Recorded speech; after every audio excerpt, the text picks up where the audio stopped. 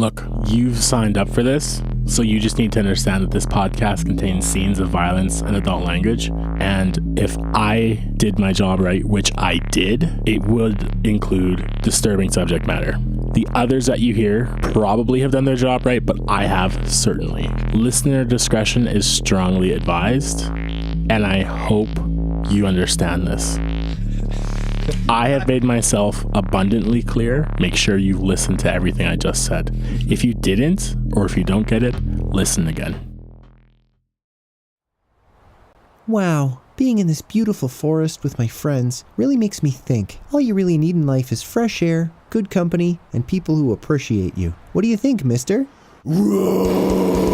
You need fucking cyberflakes. If you don't have cyberflakes, all the other kids will laugh at you. Oh, jeez, really? Fucking A, you little shit. If your parents don't feed you exclusively cyberflakes and buy you cyberflakes toys, they aren't poor. They just don't love you. Buckle up, Buttercup. The world is a cold and dark place of loneliness and pain. The endless hours adding weight to your existence. Small but inexorable. Almost unnoticeable. Only when the flickering lights of your consciousness go dark and your heart ceases beating in despair will you be free of this torment. But at least there's fucking cyberflakes.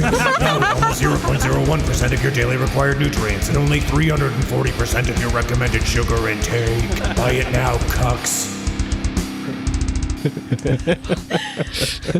Oh my god. The look on Brian's face looking at us in that pause of silence. Just...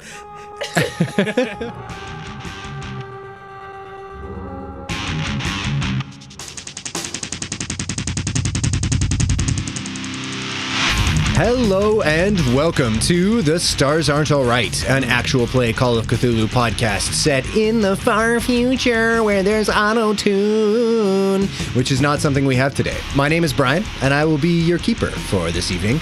We are on episode 3 of season 1.5 with my lovely fellow improvisers who have agreed to sit here and be traumatized by me, which is wonderful, and I appreciate that. What I would like to do to start off this episode is I'm going to go around, I'm going to get you to say your name, your character's name, and then give me the location, if any, of your character's first kiss. And we'll start with Katie.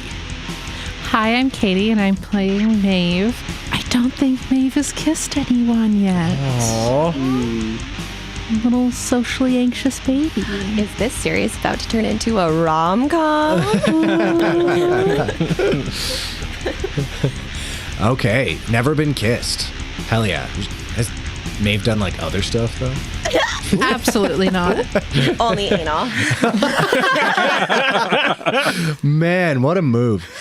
Sorry, Carla. Can you say that directly into the mic, Garland? Only anal. Perfect. That's premium OnlyFans right there. All right. Actually, it's only anal. Sorry. Wow. I'll leave. Alrighty. Dave, my boy. My boy. Your boy. Our boy. Our boy. collectively.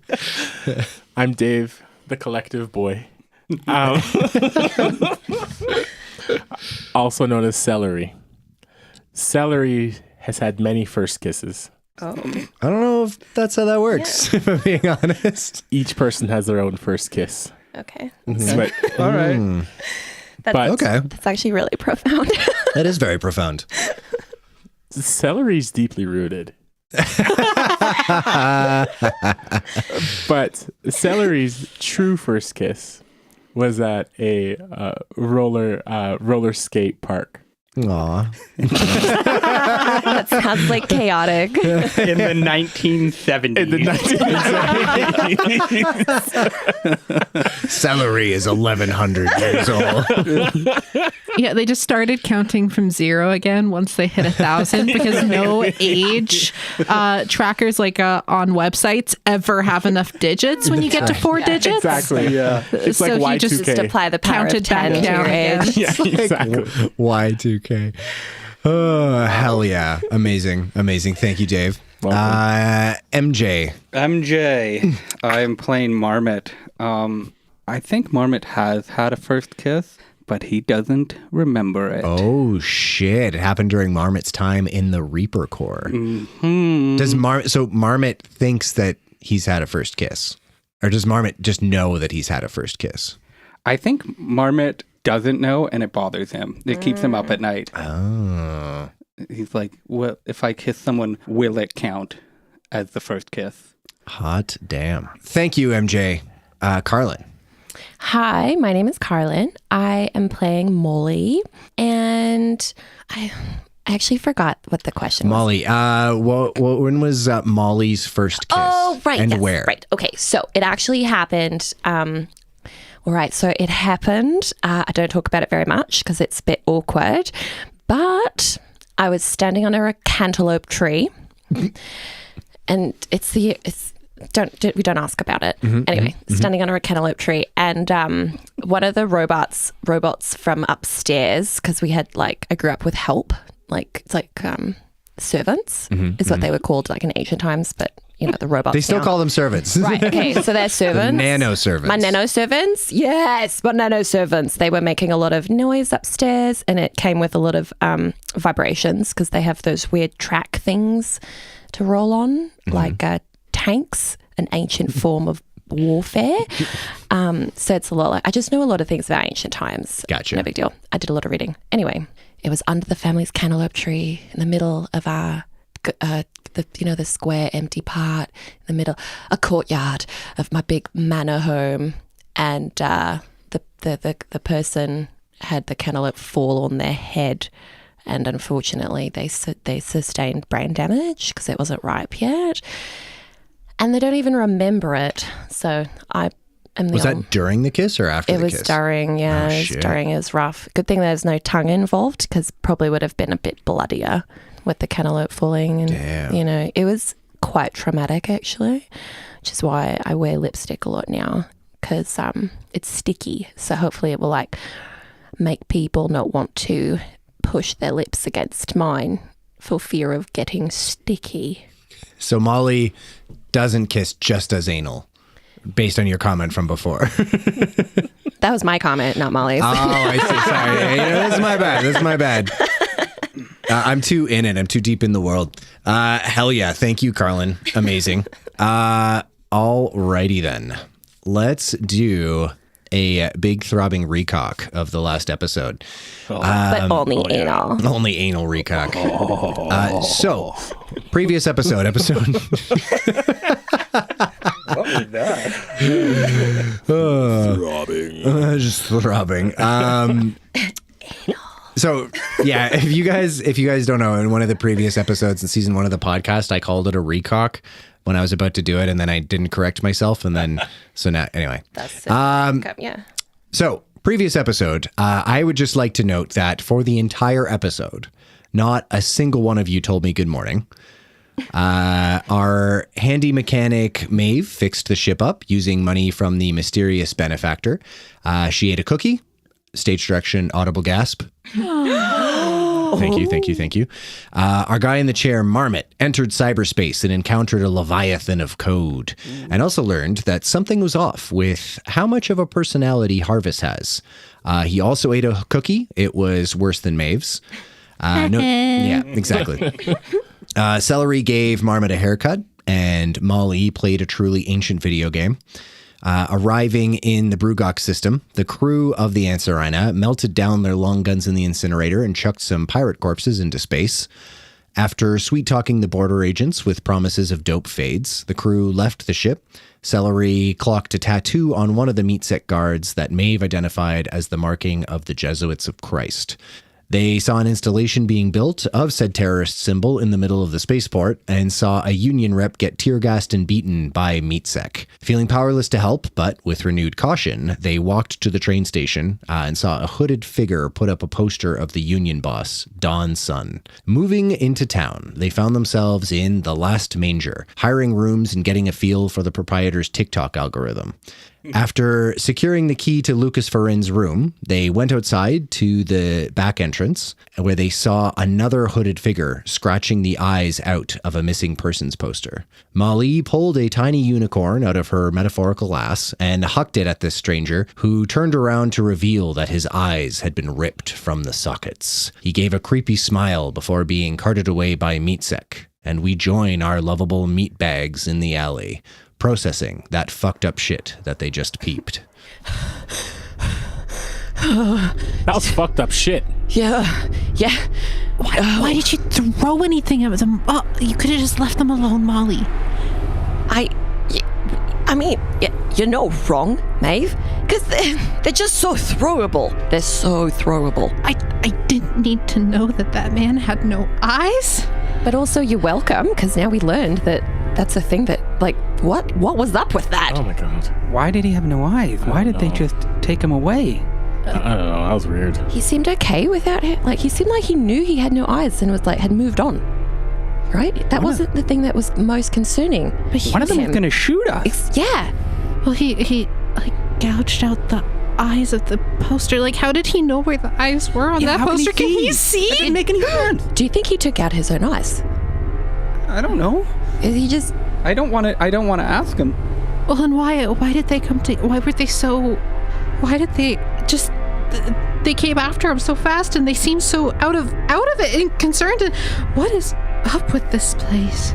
Those gun-wielding people, they seem to know him. And, like, vice versa. Yeah, like they were hiding something. I think we need to go inside. I don't think we want to be out here any longer. I guess we go up to... Was it Lucas Firinn's room? Go see what was up? Do we not have a hotel room? You do have a hotel room, but this is what you were going to check out Lucas Firinn's right. room. For our audience, it has been a week or two since we last recorded, so we will recap some stuff for both me and for you guys as well. Yeah, I think we should just go and check it out. That's what we came here for. But maybe we'll just keep an eye out for things. And I promise, guys, I'm not going to throw any more unicorns. I have them. I didn't throw them all. I thought it was a really considerate... Like, I think it was not a bad move. It just didn't work out as planned. They're really toxic if you eat them. A terrible idea. Thanks, Mom. That was really nice of you to say. I appreciate that. While she's saying that, she's making angry, determined, death stare eyes at Cel. I just got a nickname. Holy shit. Holy shit, guy with no eyes. We should probably do some... I don't know, go somewhere? What? Do we want to... A few of us go up to the room and maybe one of us stay on lookout? Like, not outside, because I don't want to be outside right now. I can do that. I think Cel should do it. Yeah, but he should do it outside. Is that respect to your elders? Are you saying you're old? No, I'm saying I'm wise. And old? You would know what to do if something happened. What about my protection and safety? Because you're so old? You've lived for so long. You know how to protect yourself because you've lived for so long. And all that wisdom that came from your... Don't you look up to me? What's that? Who's most important to you in this crew? Holy shit. Oh, we don't need to... I really don't need to decide that. Cel is... Excuse you. Wouldn't you say that Cel should be given the most protection? Oh, sorry, should be guys. given a warm shelter? We gotta go. My alarm, it's beeping. I set an alarm on my watch so that we wouldn't be late for things. Wow. We gotta go. I would say that, fine, I'll stay guard. Go ahead. And when I die, blame yourself. Come on, Mom. And I link my arm through his arm. Mm-hmm. Cel, go ahead. I also think you should stand guard. But not and Maeve is because the best one. Not because I want it to be you out here. More so it's, I don't know if I trust the other two to do what needs to be done. If someone comes Maeve, in I was after starting us. to like you, but I think I've changed my mind. Maeve, this is why I like you. I feel, oh, Marmot, is this what it's like to be you? Constantly. This is why I like you. You respect me. Sure, Cel. Do we want to go inside? Yeah. Do you want to give him a unicorn? Who sell? You only if he promises to eat it. Gonna eat this unicorn? I just learned that they're really not toxic for you. No, but I will eat a bowl of cyberflakes, so keep a box ready for me. So is this like side door, is this the side door that just leads back into the pub and then the rooms are on that corner of it, or is this inn? So the inn is basically 2 levels. So Yeah. the main floor is the bar, kind of like tavern area. The upper Yeah. level is where all the rooms are. To get to the back door of Lucas's room, I did finger quotes, and I meant it literally, like I'm not talking about his butt. There is like a kind of like fire exit, like stairs that you can okay. you can go up. So can I try the door, see if it's open, or would it be locked?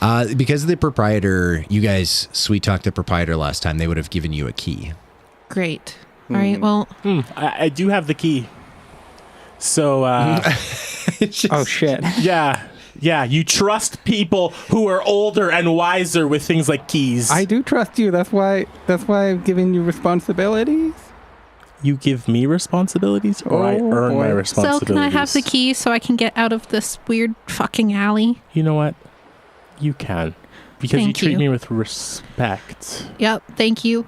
Here, let me give you the key. I do ask for one thing. In a moment where Cell, I don't feel respected, but that's a whole nother discussion. In saying this, in a moment where I am just looking and playing guard, what shall I do if I need you folks? Do you like some boot lube? What would that do for me? That's up to you to decide. That's a good point, Keeper. Yo, First of all, good morning. thank you. Good morning, Thank you. Keeper. Okay, guys, it's evening. This feels condescending, but Good continue. evening. Good evening, Keeper. Do we have any kind of short range communication? Yeah, I mean, your personal data centers are, it's a sci-fi term for like a phone. You basically have a little smartphone, so you could 100% set up a communication network between all of you guys for sure. Guys, I am not adding Cell to our group chat. Would we have access in our personal data centers to harvest, like almost like Siri, You could, like you in a could. limited way? Yeah, so I mean, definitely, like you can ask Harvest to like use the ship's computer to do stuff for sure. Absolutely, you could communicate with Harvest. So could I have a group chat with the group and then also just one individually with Harvest? Yeah, for sure. Okay.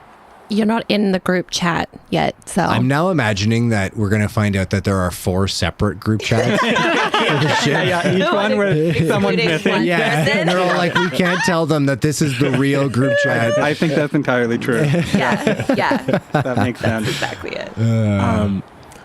So you young folk can create a group chat on your machines and go ahead and reach out to me and we can talk. Okay. Well, you let us know if you see anything out here, and we'll leave the door kind of open for you, so you don't have to so you can just go in. Okay. Thank you. Cyberflakes in a medium-sized bowl. Okay. Got it. Thank you. Got it. It's a hotel. It'll probably only come in a little box that you open up yourself and pour the milk into the box. Get me a second box. You got it. Do you want nano homo milk to get that extra protein, the extra fat? I think if we ask him more questions, it's going to give him more opportunities to insult us. All right, let's go through the door. Come on, Mama, you're really smart. Let's go. All the while, death stare eyes at Cell. As the 3 of them leave, Cell is giving the most evil glare. If looks could kill, Cell would be a serial killer. How about the 2 of you Cyberflakes? make opposed intimidation checks?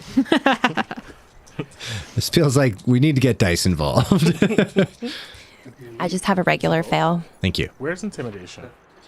I don't know if I failed. I was looking at the wrong thing. Intimidate should be a skill, and they're in alphabetical order. So I Oh. got 12. That's a regular I success. critically fail. What did you roll? Like a 61. So critical fail is only like 99, I believe. Oh, so I just really failed. So you failed. So basically, MawlEah, you're giving this death glare, and you're used to, like, you know, getting a certain amount of respect and air, just, you know, especially from, like, you know, males or people who want to, you know, get with MawlEah.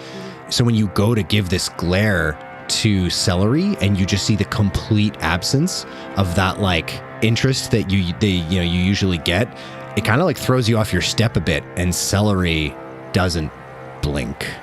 So you're intimidated. Take 2d20 damage to your health and a d100 sanity damage. No, I'm just kidding. Don't do that. You're fine. Okay. But successfully cowed by Celery, whatever that means to you personally. Maeve just actually like stumbles a little bit while she's walking, which is out of character, and she quickly looks behind and says, "I just put too much bloob in my one boot, okay?" And then I keep going. Amazing. Yeah. So we have Cell standing guard outside in the establishing one of the group chats that you're gonna keep in touch with them if you see anything outside. We have Maeve, MawlEah, and Marmot, Triple M heading inside. As you enter Lucas Firinn's apartment, asteroids from space smash Don't do that, man. into the What's the scary guy from Silent Hill? Pyramid Pyramid Head. Man? Pyramid Head. I'm Yeah. totally expecting something like that. No, What do these apartments look like? So they're pretty small, obviously. This is like, it's a hotel room. It's nothing really super fancy. There's a very, very basic kitchenette kind of thing in the corner. Just like a little sink with like a little like hot plate, not even like a full stove or a microwave or anything like that. All one room, all kind of open concept. So even like, yeah, a little toilet and shower kind of built into the side of the room. Everything in the room is like disheveled. The bed is unmade. There are clothes kind of everywhere. There's a distinct body odor smell to it. Not like crushing, but just enough, you know, somebody who hasn't been keeping up on their showering has been in this room a decent amount. There are notes everywhere. There's pieces of paper scattered everywhere on the floor. There's like a tiny little desk set up in the corner, and your eyes are drawn to the wall where you can see 3 missing persons posters. Looks like 2 women and a man. All of these are tacked up, and a man. I used the wrong. 2 women and the man. All these are tacked up on the wall, and there is strings connecting all of them to a center sticky point that just says Abigail and a question mark. You also notice sitting on the bed, there is a data center. Should I look at that? Yeah, maybe take a look.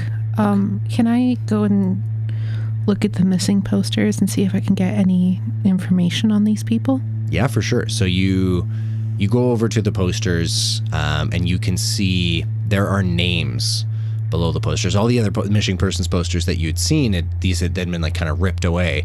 So one is a picture of a woman, looks to be in her kind of late 40s, long red hair tied in a bun. The picture is, she's facing the camera. She's got a very no-nonsense look on her face. The other woman looks to be in her late 20s, long blonde hair worn down, very well made up, very bright smile, looks like a professional headshot, essentially. And then the man looks to be maybe early 30s or so, short black hair, looking at the camera, kind of an easy smile. It's giving kind of like a Tinder picture, you know? Mm-hmm. You see all of those, and yeah, you see them connected with string, and on all the strings pointing to this note that just says Abigail with a question mark. Are there names with these pictures? Yeah, so the late 40s redhead was Marisha Ashari. The late 20s blonde was Ashley Fern. And then the early 30s man was Travis Bell. For our audience, if you know, you know. Yeah, if you know, you know.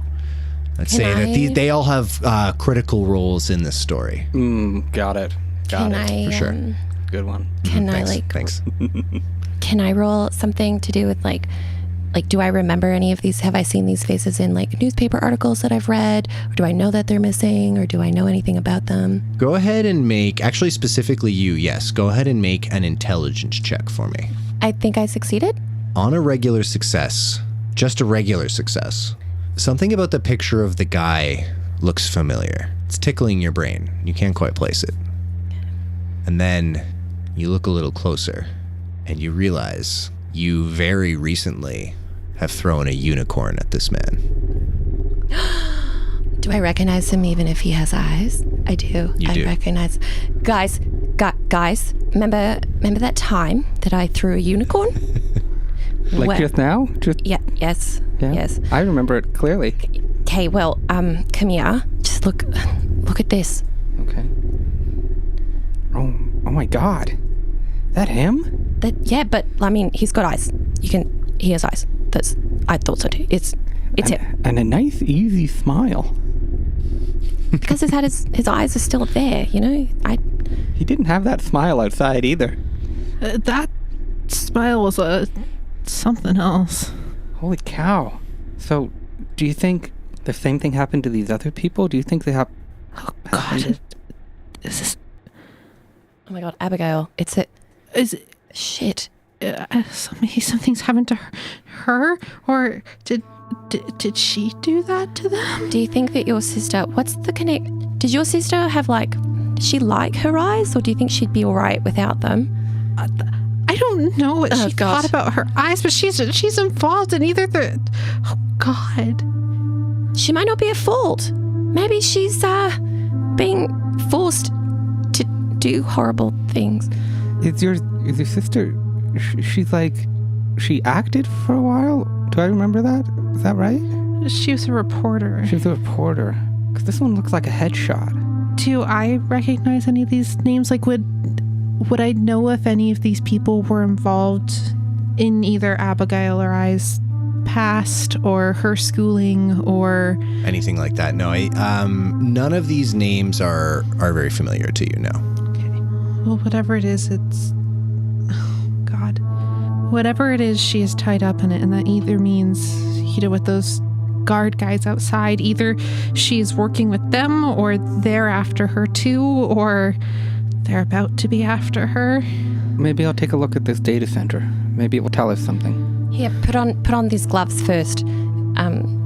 Is it realistic that I also have gloves? That MawlEah has little, just some nitrile gloves. I like how last episode you were like, I have 100 toy unicorns made of poison, and I'm not asking, I'm telling you that's the thing that's true.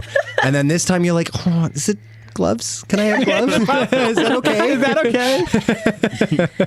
okay? Are they tight fitting and require glue? Marv, you know me so well. And I hand him the gloves, but beside it, there's one of those little built-in containers that just holds blue in it. Because they clearly go together.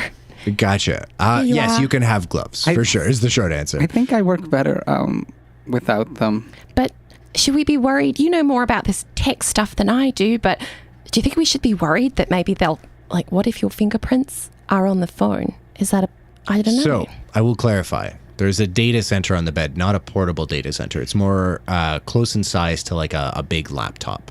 But he still has to touch it with his fingerprinted tips.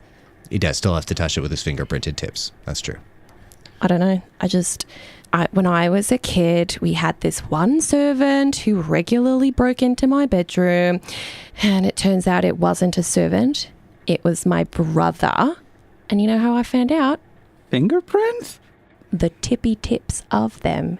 Exactly. So that's why I just think maybe you might want to wear some gloves, but it's your funeral.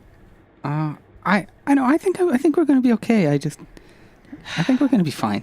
Whatever. Squeak, squeak, squeak, squeak, squeak, squeak, squeak. I'm going to do some the machine on. Excellent callback. So, with this hacking into this machine, I'm going to ask for either a computer use or a mech repair check. However, there is a port that you can direct neural interface with this and give yourself a bonus dice. I think I look at Maeve and see how worried she is, and I'm gonna take it. I'm gonna pull this, comes out of my wrist. It hides behind all my veins, and I plug in directly. Have you ever seen bodybuilder, somebody who's very vascular arms, when they're like hanging their arms down, their veins get full of blood, and then they squeeze the top of their arm and they flex and all their veins go all snaky. Mm-hmm. Maeve and MawlEah, when you see Marmot pull that out of his wrist, there's just this hint of movement all the way up his arm and then at the base of his neck, just as if a cable under his skin has just shifted slightly. Oh, you're just going to raw dog it like that. Okay. That's kind of why I can't use the gloves. You know what? I've heard all the excuses, but, that's... I wish I could say that's a new excuse, but, to each their own. He just doesn't want to wear the gloves because it doesn't feel the same.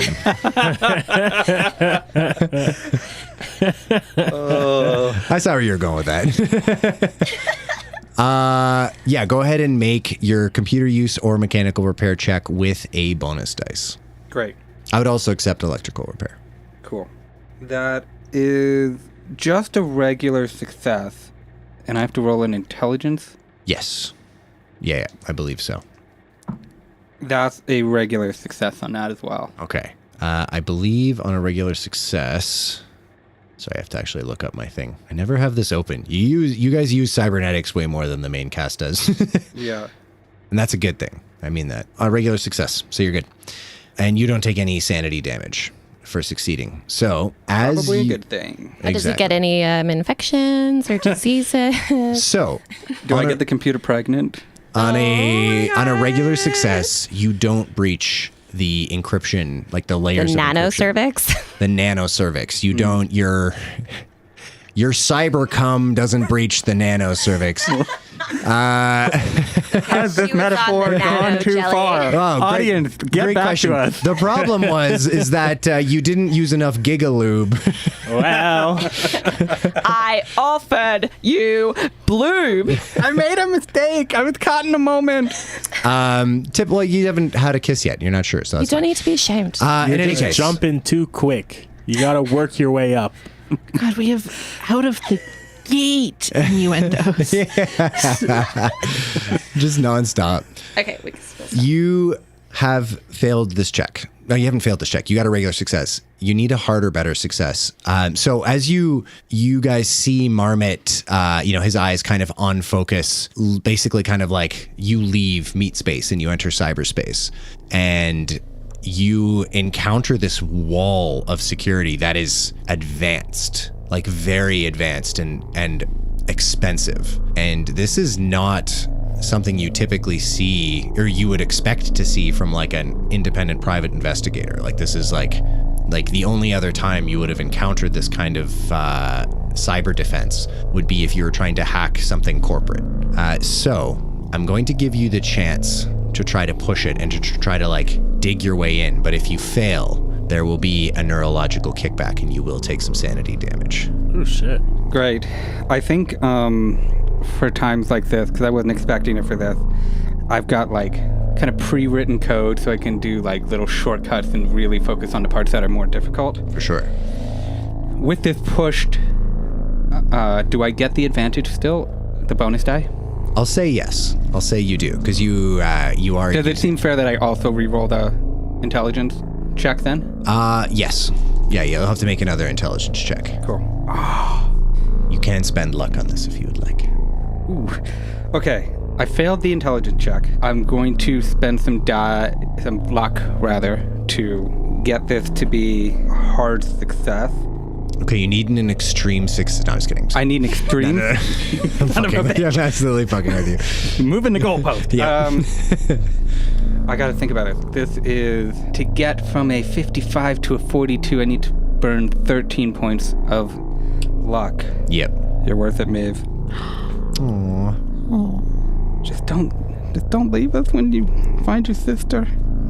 All right, and then what do I roll for the sanity damage? So, your sanity damage, you are going to take 1d6 sanity damage. So hopefully you roll less than 5. Because if you roll on like 5 or above, we roll in the temporary insanity table. Well, we do checks and then perhaps roll in the temporary insanity table. Just under 4. 4 points of sanity damage. Okay. Celery No. is outside. Oh. You looked at me when you said that. Yeah, it's because I messed it up. I messed it up, but I caught it on the tail swing. But you caught me before I caught it on the tail swing. So here we are. You can delete that if you want. I won't. It's staying in there. Marmot. Basically, you have a lot of this code kind of prepped, and this being in your direct neural interface, there's a weird intersection of storage and memorization that occurs when you're talking about this like pre-written code, because it's in your mind essentially. You start to enter this wall of code, and it starts attacking you, and it's not like finding your way through a hedge where you're looking for a hole. It's almost like an immune system, and what you're trying to do is convince the code that you belong there. So these packets of code just immediately start mutating as you are on the fly, just operating through instinct and interfacing with this, kind of a fish swimming through water. And then this feeling of like buzzing heat and pressure starts to build on your skin in meat space, and it's a little frisson as you get goose pimples. And your body temperature starts to increase. And you guys, MawlEah and Maeve, you can see sweat start to form on his brow. And then all of a sudden, just takes a deep breath and relaxes as the wall stops putting pressure on you and has clearly accepted you as part of the system. And you now have access to it. Whew. I'm in. Always wanted to say that. I've always wanted to say that. You can see there are quite a few journal entries here, mostly text. Everything is heavily encrypted. When you go digging, you can see something that was dated for several months ago. It was a heavily encrypted message. If you were to just open up the computer, and even if you had Lucas's password, you wouldn't necessarily have seen this because you noticed that it was deleted. However, nothing is ever really deleted. And so you see an audio log, again, heavily encrypted audio log message that was sent from months and months ago. Would you like to listen to it? I sure would. Well, too bad. Encryption is a go. Keywords: Kutane, Bran, Angelus, Joshua. Corpsec Agent 657 LF863, Lucas Firinn reporting in. I've made contact with Abigail's father, Jesse Carmel. Subject is in an extremely malleable mental condition, primed for standard manipulation tactics. Adopting the alias of a deprogrammer, I was able to successfully compromise the subject. Subject almost immediately agreed to fund this project, which should help with the investigation into the death of Corpsec Agent 110CM863, Creed Milosh. This complies with DataSec protocols regarding seeking outside funds to prevent a financial trail to Project 863 being revealed. His protege has been recruited directly by Overseer Jax, who denied me access to Agent 968 AB863 Alistair Bran. Let the record show this comment is not meant as criticism of my superior, merely a notation for the Angelus 863 project file. Intelligence of the Jesuits possessing proprietary TepCorp biotech, codenamed Angel, has yet to be confirmed with confidence, but capture of a Jesuit terrorist under the employ of MeatSec revealed information on, quote, the mouth of God, end quote. Brief description matches intelligence regarding TepCorp Gate biotech, codename Angel. Before the subject self-terminated, they confirmed the presence of Abigail Carmel in Gordo City. Corpsec intelligence that Abigail Carmel might be related to Project Angelus 863 dictates that my mission will bring me into MeatSec space. Passage booked on Work Freighter Blair Mountain. Will take local employment to gather intel. This will be my final report before leaving MeatSec space in compliance with standard DataSec protocols. Personal comments. It is my belief that pursuing this stolen tech from TepCorp is threatening to start an unwinnable conflict with a major corporation. I understand it is not my place to make such judgment calls, and rest assured I will still carry out my duty and my mission with all of my faculties. I am merely notating this comment for the official record. Corpsec Agent 657 LF863, Lucas Firinn, signing off. Okay. Is there anything else in here that I can... Yeah, totally. So there are quite a few journal entries. Is there anything that... Do we know what this guy looks like? I don't think you got a physical description of him. However, going through the data center here, you do find a picture of him, and it looks like as if he was forging some official-looking documents.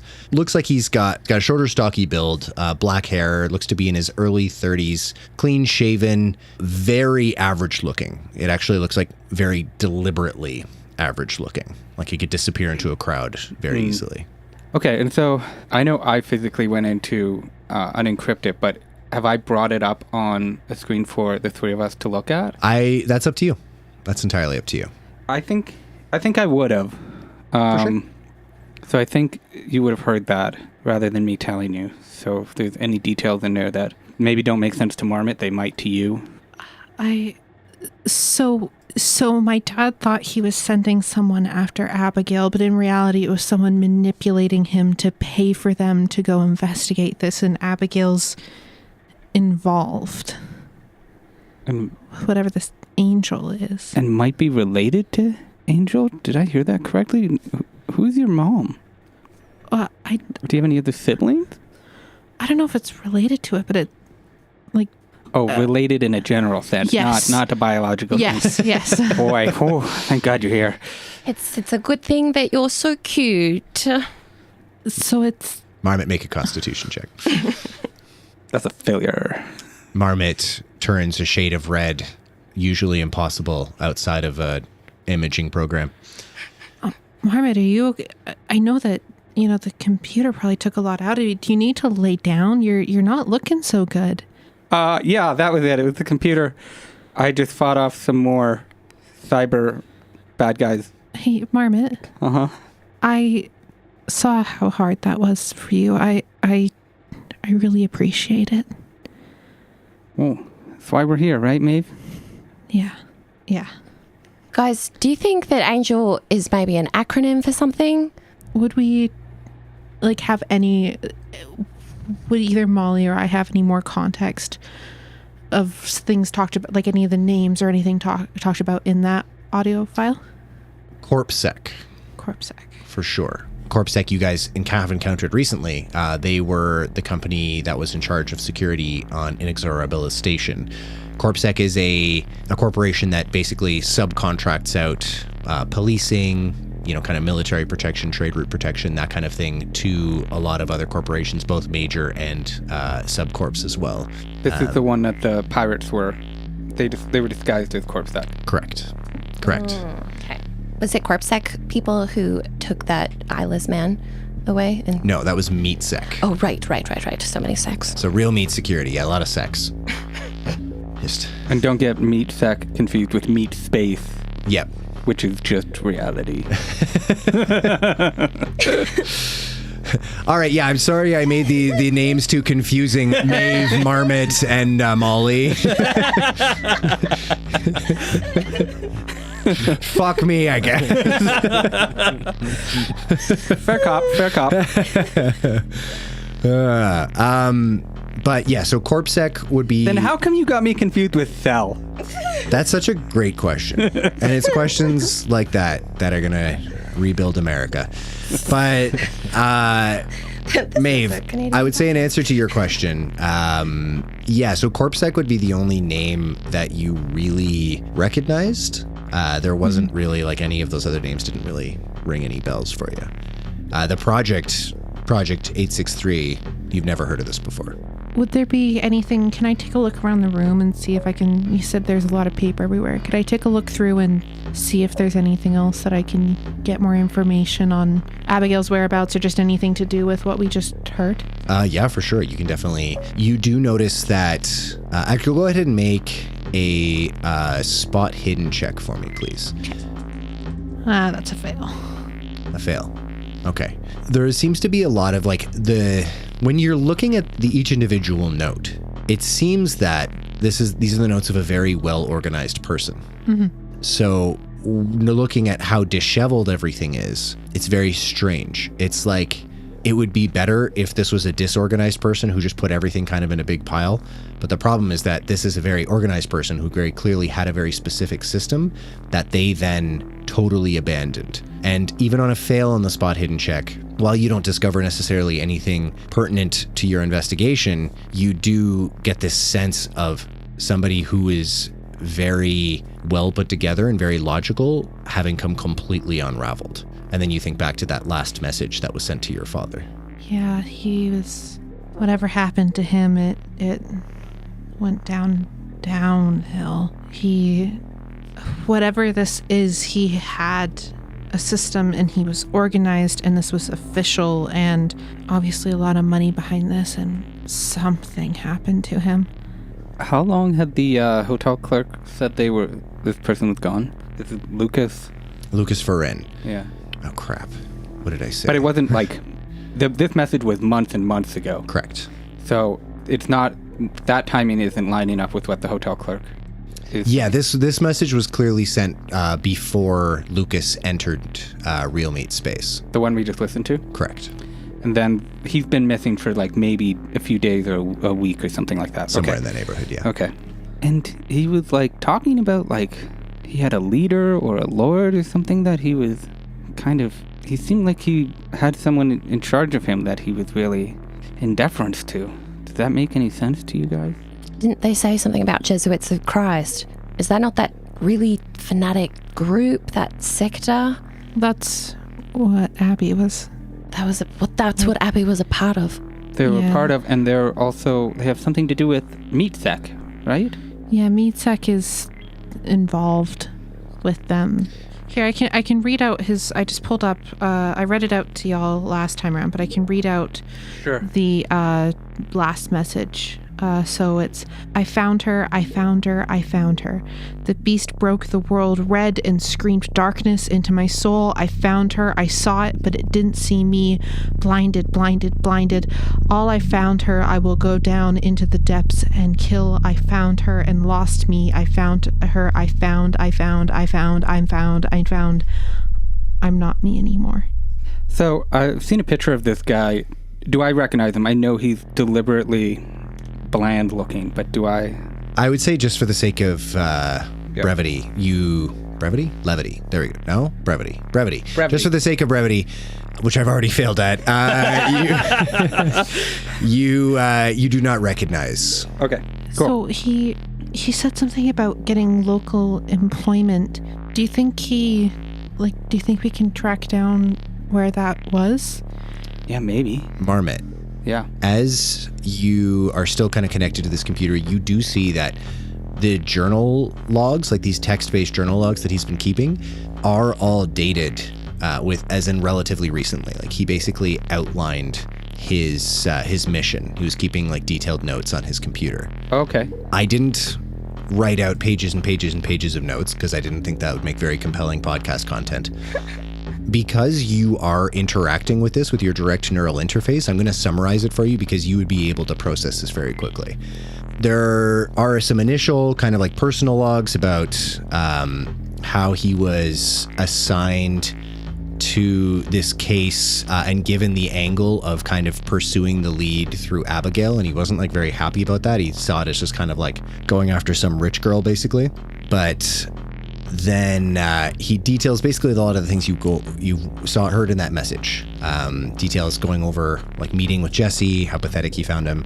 He talks about he captured a Jesuit who was a MeatSec agent, and the fanatic killed himself, but he did like basically kind of reiterating what he learned. He took a job at the dockyards for several weeks, tracking comings and goings of various ships, looking to see if Abigail surfaced, before finally he came across a tip that a woman fitting Abigail's description was seen near one of the bartender's friends, the bartender of like a local bar that I've already organized this sentence poorly.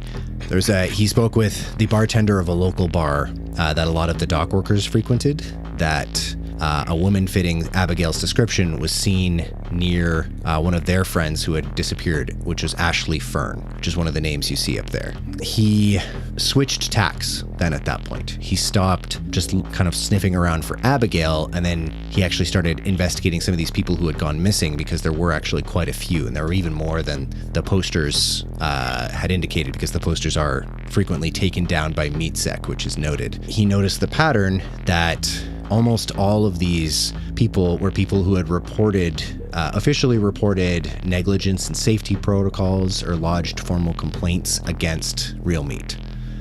The rest, anyone who didn't officially match that, he then figured out were people who had been publicly seen endorsing or supporting the union or working alongside Don's son. He managed to bribe a meat set guard named Matthew Ray, who gave him access to the disciplinary records for the mega plant.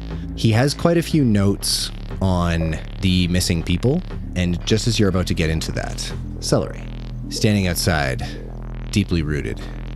Deeply rooted. Deeply rooted. Go ahead and make a spot hidden check for me, please.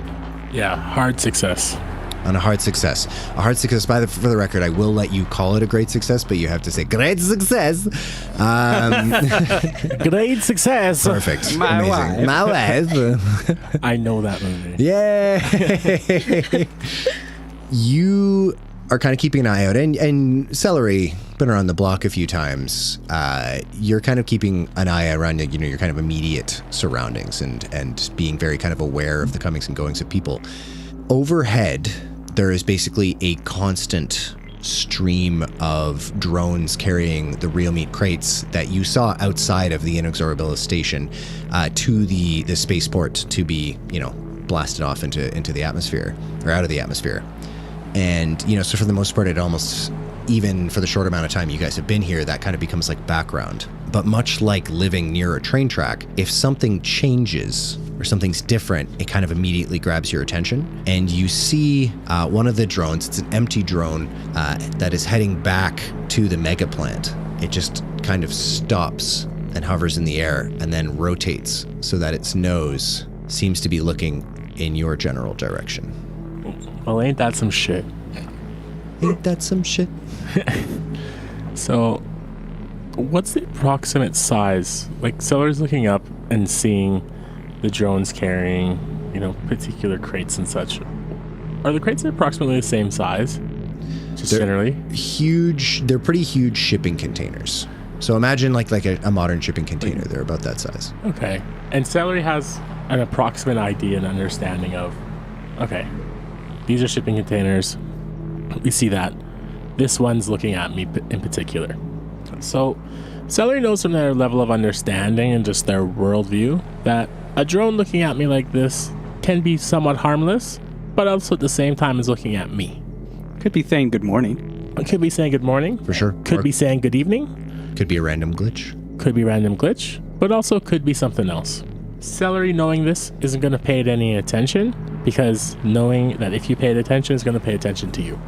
So Celery pulls out his network device. Little cell phone thing. It's portable data center. Portable data center. Thank you very much. It's PVC. Is it on? Is the machine on? It's in his pocket. He's going to test and see if the machine's on. Okay, amazing. You know what Celery does? Celery has a touch screen. So Celery uses the same pressure that they would a physical button on the touch screen. And they tap 9 times. Harvest! Harvest! Are you texting Harvest? Or are you calling? I'm trying to get Harvest's attention. I'm trying to call Harvest. Gotcha. Little brrr of your phone just goes, Hey, Celery, sweetie. How you doing? Harvest, I'm well. How are you? Oh, thank you so much for asking. You're the only one. No, that's not true. Maeve always asks me how I'm doing. But I appreciate it, and I'm doing well. Thank you. Maeve is sweet. She is. She's my little angel. Oh. Well, she's our little angel. I mean, like, platonically. Like, she's platonically everyone. It's kind of a biblical figure to all of us. Good answer. Good answer. Yeah. Harvest, I got a few random questions. First things first. MawlEah has a weird attitude, eh? Do you ever take that in? Yes. Thank you. No, I agree. Like, no, 100%. A bit of a weird attitude. Like, she really got a chip on her shoulder. Absolutely. 100%. I don't get it. She has such a weird attitude. I don't know what her problem is, first of all. Second of all, I had to get that off my chest, Harvest. I'm around these people all day long, and yeah, you don't really have anyone to talk to. I don't want to talk to. Oh God. Anyways, whatever. Just give me a unicorn. Like, okay. Anyways, whatever. You know those things, they're full of poison. I know, they're full of poison. Yeah, don't put it in your mouth. She's trying to kill me. Like, let's be real, but I'm not even gonna go there. Yeah, just don't, like, no prolonged skin contact. See, that's the thing. Apparently, I remember she was talking once about gloves or something. I don't know. Right. Who knows? But anyways, you know, up above, like, it's so neat. It's so neat being here because you can see different passages and different routes and, you know, different ways in which of doing things. And It's a really beautiful way to look at it. Thank you. And I hope you can read into my tone. You know, I question if you have any information on this particular technology, this particular drone, and their ability to listen in and their ability to understand, you know, humanoid-like behaviors and temperament. So, these Like, drones... do all ships know each other? Is that what you're doing? So I just know about these drones because they're ships. Okay, yeah, now I understand. Who else am I supposed to talk to? Do you think I'm going to ask this to MawlEah? That's a good point. Point proven. No, MawlEah will give you a ton of attitude, that's for sure. Yeah, you got a real chip on her shoulder. It's more than she has cyber flakes on her shoulder. She got cyber flakes. Exactly. Thank God. Yeah, no, absolutely. Oh, so much sugar. So much sugar. Truly irresponsible. These drones, yeah, so they're like mostly autonomous. They're basically like an in-atmosphere version of drones that they use to survey asteroid fields and stuff like that in space. So they're mostly autonomous. They have cameras. Like, they can be piloted remotely. They can be accessed remotely. They're usually connected to a huge network. So what was it that you're wondering about? Can you tap into the network? Oh.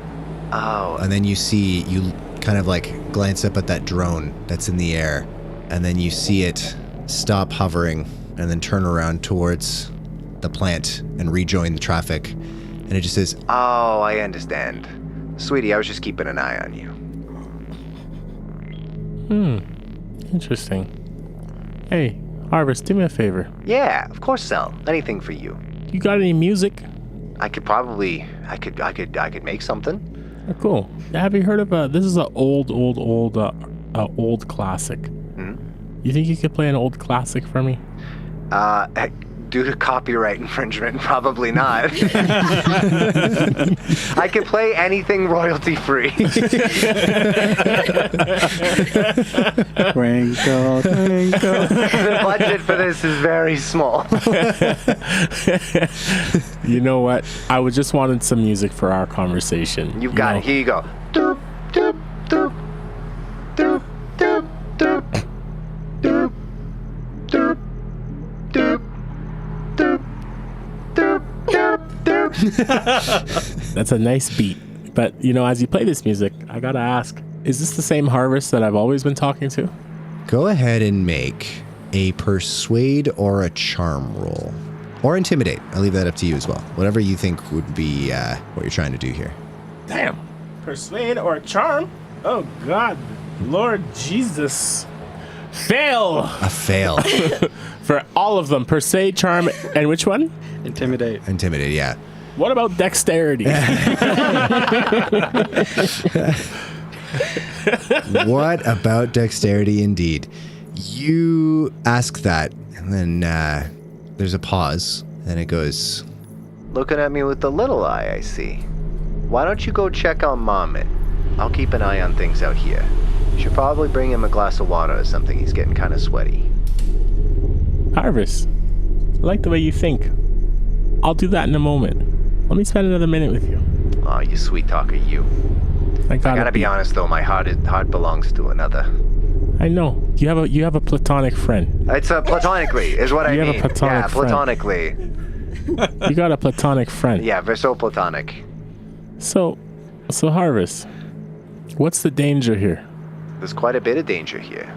From my understanding, you're in basically the capital city of a very questionably ideologically aligned corporation that basically operates without oversight within its territory. And within that already ideologically questionable corporation, there seems to be extremists who have nestled themselves in to the primary security apparatus.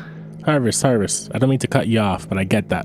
I'm saying, give me a heat map. Where's the danger here? I'm talking about physicality. Oh. I'm talking physicality. I'm talking logistics. I'm talking distance. Gotcha. I'm talking meters. Yeah. Okay.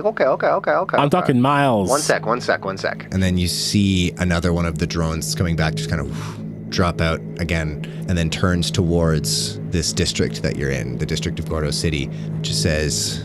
I can see there's a group of meat set guards leading somebody off towards, it looks like an air vehicle. But other than that, there's actually not too many guards around you.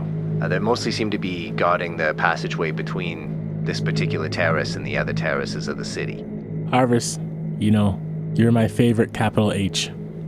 Well, that's sweet. 2 long lines and a short line. You put them together beautifully. The big H.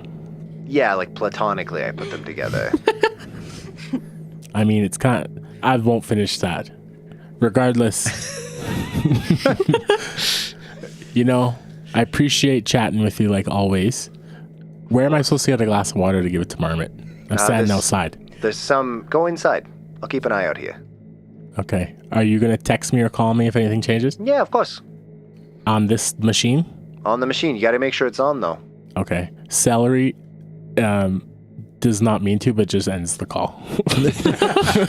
Okay, And Celery is pressing the touchscreen again with more force, like a physical button, about 12 times, not understanding what's taking place.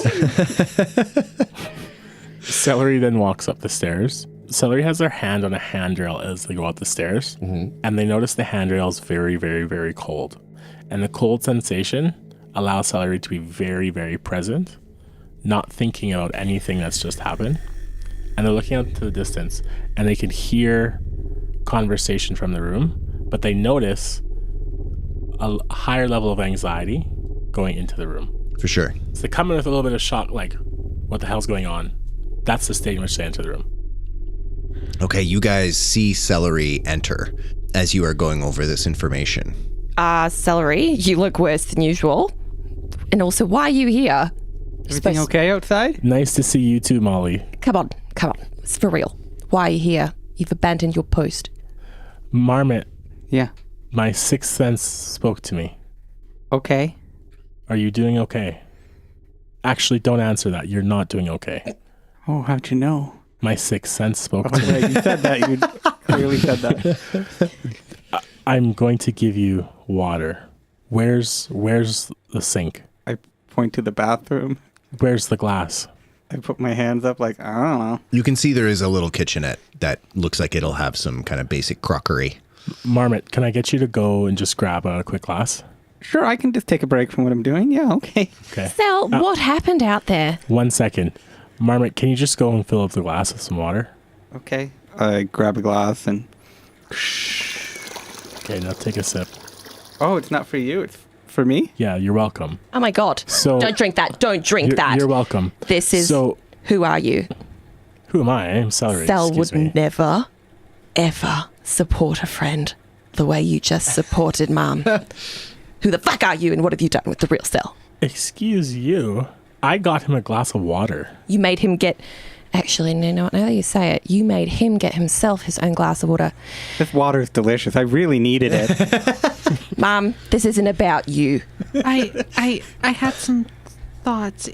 So I looked over I thought about the note that Lucas Firinn sent my father again, and I thought about what he said in his audio log, and there's some, I don't know, I think there's some weird stuff going on. Hold on, wait. Can you catch me up? What do you mean? Okay, come over here. I press play. 2 minutes later. Signing off. You're caught up. Whoa, that was intense. Right?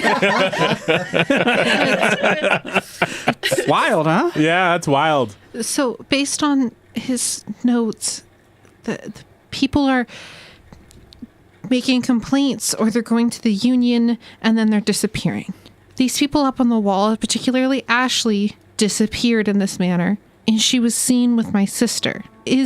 Are people making complaints, and then is Abby sent to go get close with them and then bring them in?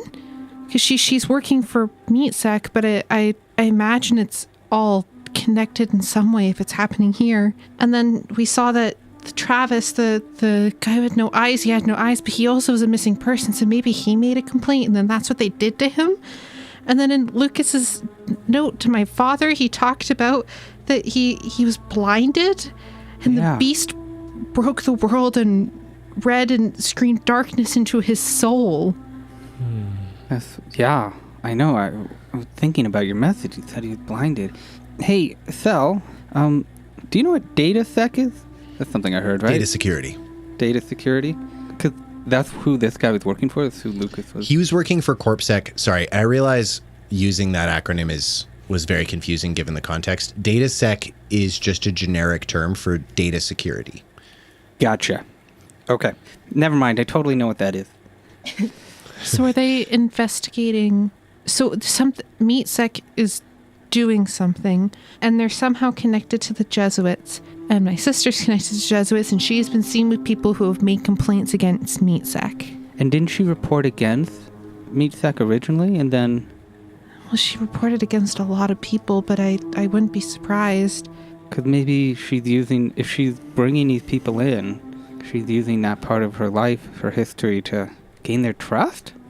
Maybe. And Keeper, can I ask a question? I'll allow it. Oh, thank God. Would we know so you mentioned that this Project Angel, whatever it was, the full name, I think there's a different name, but Project Angel, there was some sort of technology connected to TepCorp. How would TepCorp be involved with CorpSec, MeatSec, the Jesuits, etc.? Like, is there any known connection? So TepCorp, what you guys would know and what everyone would know is that TepCorp, there are 7 major corporations. TepCorp is the major corporation. They are the ones who basically own the technology that enables beamgate travel, which is what has enabled the colonization of the Milky Way, essentially. They're the ones pioneering the Promethean Highway, the construction thereof, which is the series of beamgate stations. They're the ones who basically move the Navy around and enable governance of all of these regions. As far as their specific connections to CorpSec, you're not really aware of any direct lines. You just know that TepCorp is the biggest fish in the pond.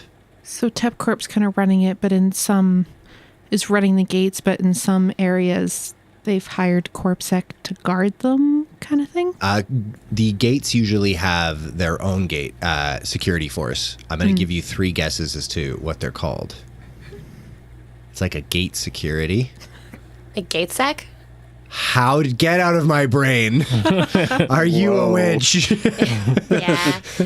So theoretically, these 3 corporations are all to some extent disconnected from each other. Seemingly. So it's Abby is connected to the Jesuits, who are connected to MeatSec. Or is it MeatSec, or am I no. Real Meat is Real the company Meat. MeatSec. Okay. I'm sorry, guys. And this is me naming things confusingly, but it's corporate world, so it kind of makes sense that they're all bullshit names, right? So Abby to Jesuits to Real Meat. Real Meat, right?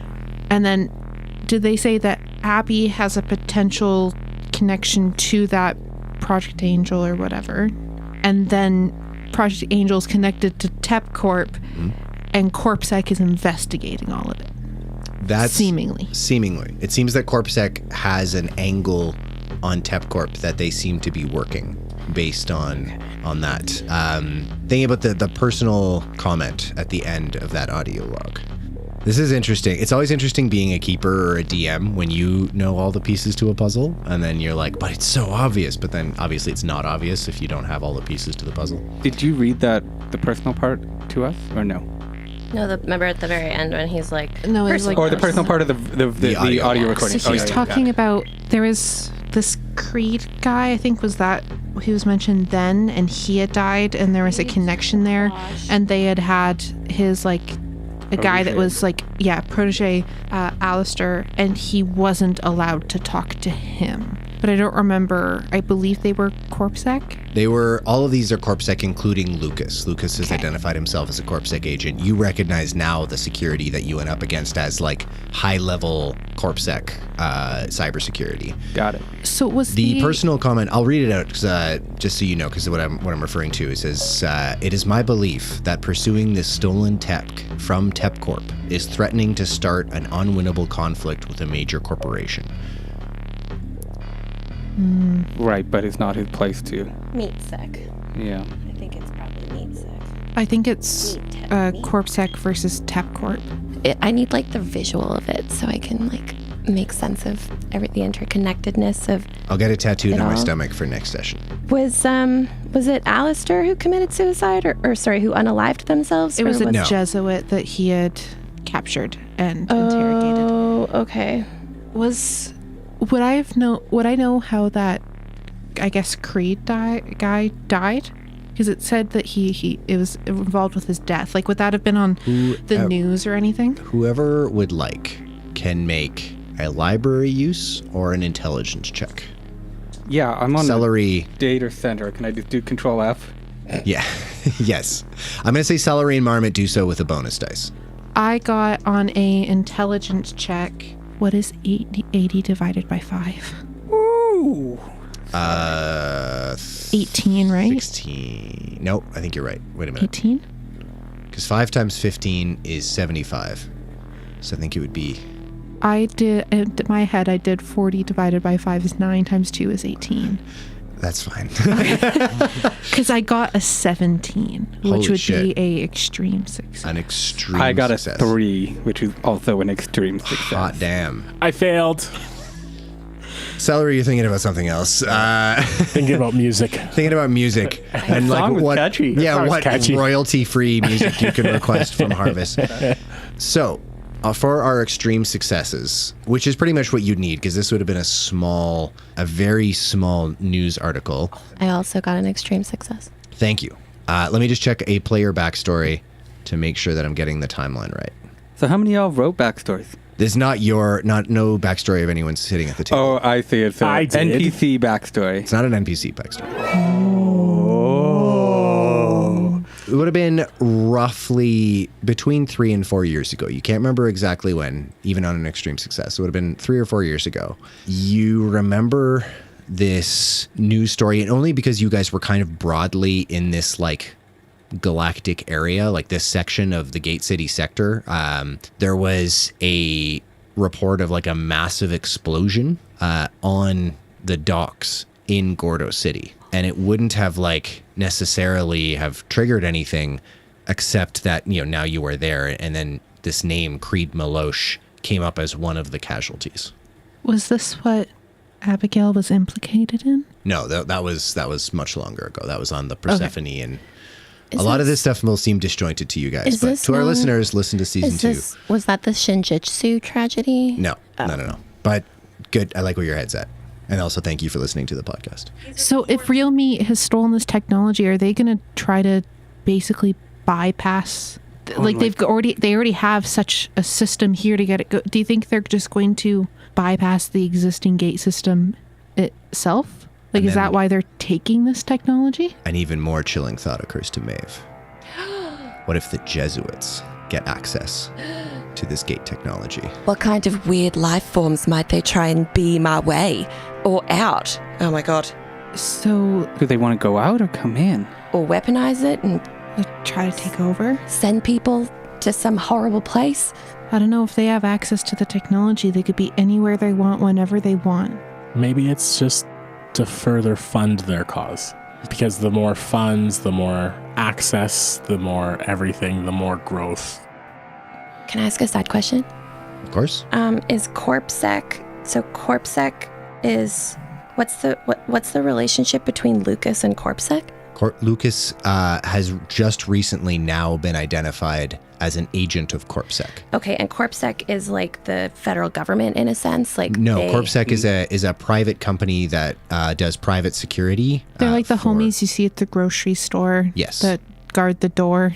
Exactly. Real kind of uselessly. Oh, so they're just a security company. They're a security company. They are one of the biggest, if not the biggest, like They're still powerful. they're still powerful. They're still quite powerful. But they're, yeah. I got it. 100%. So Celery is really aware of markets, and importantly, Celery has something to say. There's some important context that Celery would like to impose some wisdom on you folks. Recently, TepCorp hasn't been doing well, and like financially, they're not doing that well. They've been scrambling to take projects, and importantly as well, Real Meat, they've been actually selling their products at a reduced price. Oh. Because they've been funneling money to the Jesuits. So just keep that in your back pocket. Because to your point, Maeve, maybe the Jesuits are doing it. I think you're onto something. Because remember that tattoo we saw of that meat sec dude. Remember that tattoo? Yeah. I think you're onto something. But importantly, all our data shows, all the research that I've done tells me meat sec has not been doing, Real Meat rather, has not been doing that well. Because they've been selling and they've been having to place some funds to the Jesuits. They've been having this legal battle and they've been selling money. It's not selling money, rather, giving money to the Jesuits. So, can we get a refresher on what, like, the Jesuits' aim is? The Jesuits of Christ are a extremist branch of the Church of His Light. The Church of His Light is a very soul-centric kind of pseudo-Christian religion where soul has been kind of deified as God and represents like soul is essentially the Father in the Father, Son, Holy Spirit kind of thing. For the most part, there are plenty of people who are a member of the Church of His Light who basically just kind of revere soul as like that's the birthplace, that's the cradle. The Jesuits of Christ believe that anyone not basking in the light of soul are basically like heathens and are not worthy of his light.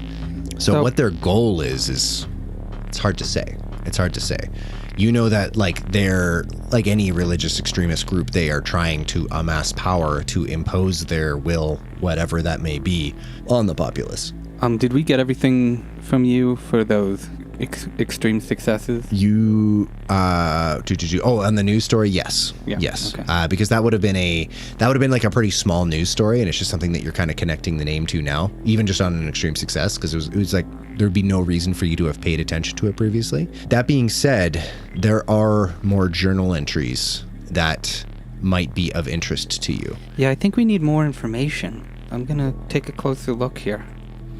So, Lucas has basically assembled little dossiers on all three of the missing persons. I'm realizing that like the structure of this episode is a lot of just like me talking at you guys. Lord dump. So, well, get ready for those days to come to a middle. So to a middle. Lucas's notes. I'll try to summarize as quickly as possible. So we're going to start in the order that I have written them down here, which is, so we're going to start with Marisha Ashari. Age 47. He has Marisha listed as a senior technician who repaired the drones that move the product from the mega plant to the spaceport. Stivaldi, born and raised, so from this planet. Truly loved her work by all accounts. Talked the finer points of mechanics to anyone who'd listen. Seemed on track to be promoted, but then lost one of her team in an accident that was caused by budget-related negligence. By an accident. I said accident weirdly. I thought it was a funny play on words, and I was looking around to see if people could film me. I'm just stupid. No, so... You're not stupid. I know. I'm amazing, incredible, and a horse cock. So after... I hear what you're saying, Dave. Don't worry. After losing one of her team in an accident caused by budget-related negligence, and then seeing the family of said employee being effectively abandoned by Real Meat, Marisha joined the union officially and was campaigning for all the techs to start doing so. It kind of became Dawn Sun's main voice inside the drone repair bays. And she was very well regarded, it would seem, in the community, and even kind of generally in Gordo City. Like most people kind of know, most like mechanics would know who Marisha was. And so for her to join the union and be a voice, like she was a very powerful voice. He has a note here that at first kind of takes some parsing, but you eventually figure out that he realized that he has realized that Marisha had been pushing Dawn to take up a more militant stance against real meat, but that Dawn seemed to be pushing back. But he noted that Marisha had made contact with someone named Ewan Fuadin, who was a representative of the Scotsmen's organization. Can you repeat that name again? Ewan Fuadin. I don't know if I'm saying that right. It's a Scottish Gaelic name, so sorry, Scotland. Ewan, just call him Ewan. We can just call him Ewan. Like Ewan McGregor. Like Ewan McGregor. Ewan McGregor is Obi-Wan Kenobi. Obi-Wan Kenobi in the movies you just saw recently prequels, for the first time, Star Wars. Oh, I thought their name was Obi-Wan Kenobi. Which would be easier to spell than Hello there, Ewan. Mr. Kenobi. Hello there. Hello there. All right. I didn't know. So the Scotsman, I know Carlin and MJ have listened to the podcast, or at least enough of it. This is the Scotsman? This is a representative of the Scotsman. Oh, cool. I would say for Maeve and for Celery, so for Dave and Katie, your characters might have heard of the Chow Baron. They're a criminal organization that operates mostly in the Gate City sector, mostly known for kind of gun running is their big thing. So going back to his notes on Marisha, Lucas has noted that Marisha went missing outside of her local pub, the Tiny Gate in the Rusticus district, after a meeting with Ewan. Said he was the last person to see her before she disappeared. His notes on Travis. Travis was a very effective salesman, moving absolutely stupendous industrial amounts of real meat off-world. Specialized in sales to relatively local systems. He was originally from Gate City. He moved to Stevald 4, to Gordo City specifically, 4 years ago, trying to make a name for himself in corporate sales, worked his ass off, accrued unbelievable bonuses, but Real Meat seized almost all of his commissions, citing non-existent technicalities and company procedures to justify it. He then joined the union as well, quickly became Dawn's primary treasurer, and he basically just was able to keep the union organized, so if they did do specific strikes in specific locations, he was the guy who kept them organized. He also has noted that Travis was going to Narcotics Anonymous meetings in a church of his light that was on this planet, but one that he'd noted that the preacher of this church was kind of like a bit of a pariah in the Church of His Light community on this planet, as being, like, for lack of a better term, quite a bit more liberal than a lot of the other preachers on the planet. He has a note that he spoke to this preacher, and the preacher had mentioned that the very last meeting that Travis had come to before he disappeared, there was a newcomer, a woman who didn't really share with the group, didn't give her name, had kind of an unsettling vibe, seemed laser focused on Travis. This woman had left the meeting very shortly after Travis did, and the description matches Abigail. I wrote that down. That was on my bingo card. I wrote, did Abigail go to the last meeting with Travis? And I'm in the middle of making it highlighted because I was going to make a point of asking Maeve. But now I don't have to. Tight. Ashley Fern has her age, Lucas has her age listed as 28, as the assistant to Gordo City's overseer, Gierig Schwein. Gierig Schwein. It's spelled like it sounds. You got these Gierig, really... like Keurig? Gierig, like Girig.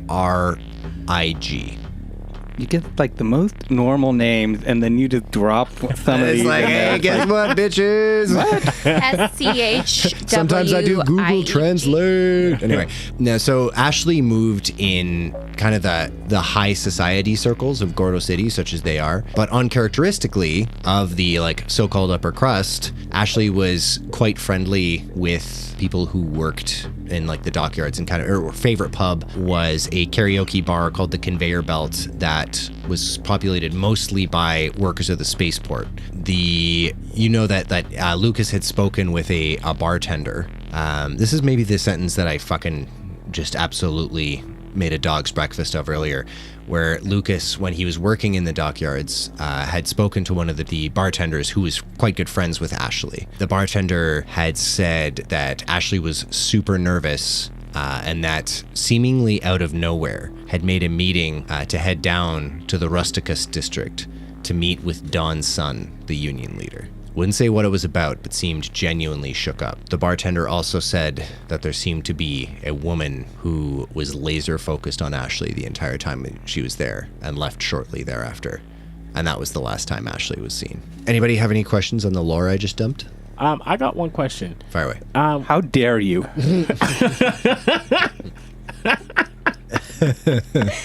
When it comes to the last piece, you said, and I quote, when working a dockyard, when Lucas spoke with the bartender, when working at the dockyard, the bartender said Ashley was hella nervous and met with Don's son, the union leader.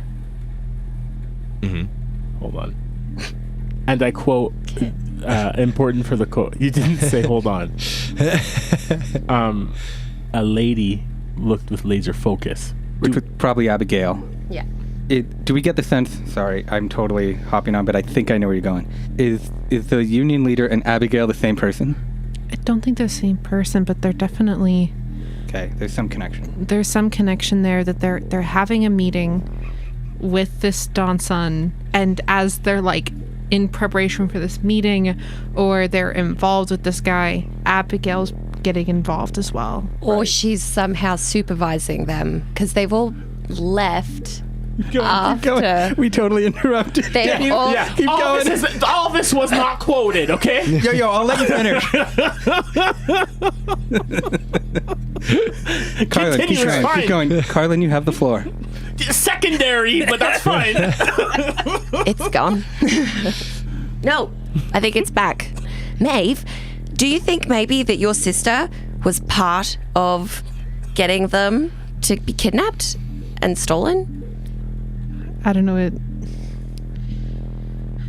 After Lucas's notes and him, he seemed to talk about being blinded as well, and then we saw Travis and he was definitely blinded, and then he was saw with Abigail. The rest of these people, like a whole bunch of them, was seen with her. Like there's something going on. I think we might need to look into this, either this Don Sun guy or into anyone else who has seemingly interacted with her. Okay, back to Dave in real life. I waited so patiently. You did. That was actually You did very good. Thank you. Yeah, sorry. That was quite the exhale.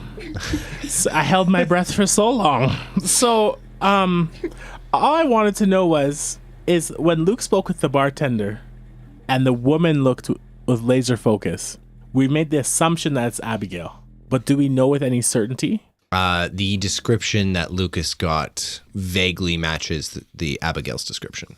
Does anyone else fit closely to Abigail's description?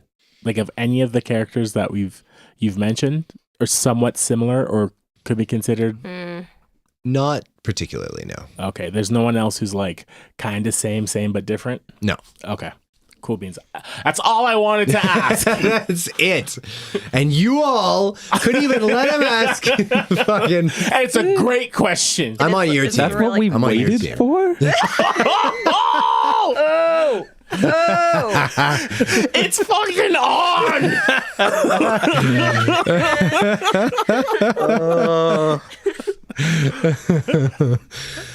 Okay. So, there is one more note that you discover. Right before we read the note, Celery punches fucking like 3 times. Anyways, Ow. They're not hard enough to hit, but they're hard enough to scold, but gently and kindly. So you're like boxing his ears, essentially. Yeah. Okay, hell like yeah. towel whipping. I get it. Like a sting of a towel whip. Hell yes. Anyways, excuse me. By all means. Far be it from Wait, me. if you'd stop hitting me, there's one more note. Go get another glass of water. So, through quite a bit of digging and some luck on Lucas's part, he finally managed to track Abigail down to what he strongly suspected was her hab. This was in the Rusticum district. It was in a hab, like a habitation. It's like future speak for their crib. I don't know. I don't know why. I think we actually already know that from when you described When I said those... life yeah. in the docks. Because it's in the docks, right? You're in the docks. Is Rusticum in the I don't know docks? what's happening. Anyway, absolutely right. Because it's like a hab is like it's like space slang for. Isn't your house. Rusticum like close to where Rusticum there's no is- light? Rusticum is in the deepest, darkest part of the city. It is commonly known as like Union Town. Because the sun never gets high enough to cover it in any light whatsoever, right? That's not why it's called Union Town, but that is also true. Not because That's of the also a name, fact of 'cause Rusticus. fact- Rusticus Yeah. is one of the lowest districts. I was but paying yes, attention when you described things You in our absolutely very were. first thing. 100%. Never happens to me. So the sunlight, yeah, that's absolutely correct. The light of the sun never gets to the Rusticus district. It's like so the poorest, darkest, dirtiest place, right? It is. Ha-ha. And it is known as Union Town, kind of colloquially, because the Union basically keeps meat sec out of there for the most part. So is that all is that all that it said? He tracked her down to her hab in the Rusticus district, and then he managed to follow her from that to what looked like a concealed passageway in the northeastern corner of the Megaplant district, which is the biggest district in the city. But it was heavily guarded by MeatSec, so he wasn't able to make it in. But he suspects that through rumor that he's heard that Dawn knows a way to get past or around this hidden door. He wanted to go negotiate with her. Guys, we gotta find this Don. Fortunately, Donson. He's Don's son, or his name is Donson. her name is It's Dawn. a girl. Oh my God. D-A-W-N. I'm Her reading it. name I've been is reading it out loud to all of you right now. I can see it right here. D-A-W-N. Like the dawn. Like the dawn. But also, if she was following Icelandic naming traditions, which is an ancient Donson. Donson. But only if she was male. Fortunately, in Lucas's notes, he mentions that Dawn's essentially HQ is a bar in the Rusticus district called Mother Jones. And that's everything I found, guys. Well, I guess we're on a bit of a bar crawl here. It looks like we're headed to another bar next. God, gotta Could find. everybody, now that you're in the room, all make spot hidden checks for me, please? Oh God. I'm just going to see if you guys find the landmine before it goes off. Well. Oh, sorry, spoilers. Sorry. Wait, Fail. what is Fail? what is it? Spot hidden. I have a Okay. general success. I got Regular success. I Regular got success. 107, That's literally impossible. but it's You got 10. 17. I got a 17. That's probably pretty But good. this is 0. What? Where is the dignity? Why are we taking away the integrity of the placeholder? 107 is how 107, not how 17 works. 0 is a placeholder, ladies Carlin's and gentlemen. Outrage at the D100 system aside, that sounds like a pretty good result. These Otherwise, days, It's It's just so you know which one's in the 71. 10th place. So if it's okay, so actually it's a really, really good place to be if we don't follow the rules of base 10. But otherwise, so you got a regular fine. success. No. Unless you'd have skill in spot I hidden. do. I have it. I got a 17, and that is what I have. It doesn't matter. I got a 6. Hard success. I got- Extreme success. Regular success. Fail. Hell yeah. You guys, you're doing good. Oh, God. Okay. As you are, you're kind of like, okay, you have all this information. It's as if God dumped a bunch of lore on you uninterrupted for like an hour. You look around the room just as you're getting ready to kind of action whatever items you're about to action, and you notice that the mattress isn't sitting quite level. And I think you got an extreme success. So Marmot, you're the first one to kind of like grab the sides of the mattress of the bed and you flip it up. And you see a mag-fed 12 gauge pump action shotgun Holy shit. with 3 magazines. Hold on, let me count them. 3. 1, 2, 3. Beside said 12 gauge mag-fed pump action shotgun, you also find an AK-47 with 3 magazines. Holy shit. These won't fit in my boots. Yeah, I don't know how Should have these got are the illegal here, knee-highs. right? We can't have these here. That's what oh god. Oh god. Oh god. Oh god. Oh god. Oh god. Oh god. Oh god. Oh god. Oh god. Do you think we could offer them up to Dawn? How are we gonna get them there? Carefully, I guess. Well, that's one way to put it. Can we, what if we're in a place, we can disguise them. We can just put them in like moving boxes or something, right?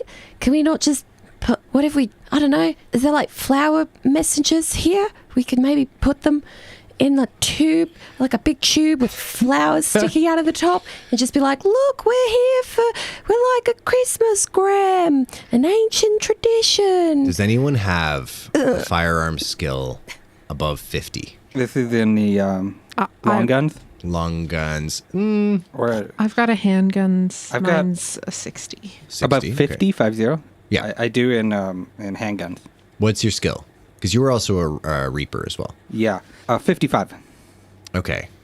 I'm going to count that as being... Yeah, because you were an ex-Reaper, Marmot. 69. Nice. 35. Okay, hell yeah. Celery, just happy to be We here. waited for that. We waited for that. Both of you two, so MawlEah, Maeve, and Marmot. God damn, the The 3 M. M's, the fucking M's. You would all have the realization, like, you could definitely break these guns down and transport them, like, disassembled. Oh, if you duh. wanted to move them. That They wouldn't will be fit in my boots. readily available. That's definitely not something that you'd be able to, like, reassemble them in the middle of a fight. But, like, if you wanted to move them from one district to another, you could do that.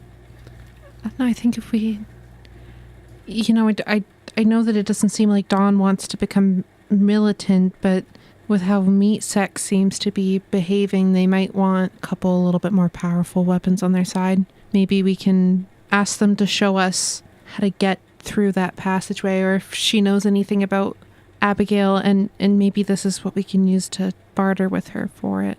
So I love your idea. The only thing I wonder, though, is what's our justification to having it if MeatSec asks us? Because really, when the question says, we have this, this weapon we can trade, the question that's going to get asked to us initially is, how do you have this here? Why do you have it here? And we're going to tell them we found it under the bed. No, we don't want Meat Sec to... they're not We're going to hide it, Yeah, right? they're not We're even gonna going to break know it that we down. have it. They'll I'm going to never put them know. in my It's- boots. It's Dawn's son that... I think you're right. I think we should Yeah. trade. And if it doesn't work for her, we can use it as leverage or collateral or something, inspiration for someone else. Well, and I imagine if Lucas already knew this about Dawn, Dawn's probably aware of him. So regardless of what her feelings are about him, we can at least provide her an update on what's going on there and what CorpSec is theoretically up to and what he knows. Because it sounds like ultimately, this Dawn said, like, it doesn't sound like she's necessarily evil. It sounds like what she's working for is a good thing for the people here. So I think she'll at least be willing to work with us so whatever's happening to these people stops happening. I agree. Molly starts disassembling the guns. But she's also, as she descends to the ground to do that, she takes her boots off.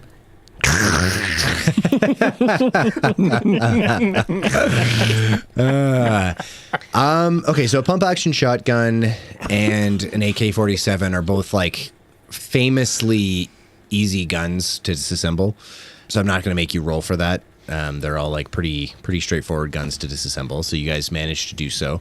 If you would like to conceal them, like the various parts in your person, absolutely, like the assembled components of 2 different long guns are not going to fit in your boots, MawlEah. But what I will get you guys to do, elect who's going to be carrying what pieces, and then either the person who's carrying them can make a sleight of hand or stealth check, or someone else can make that check for them.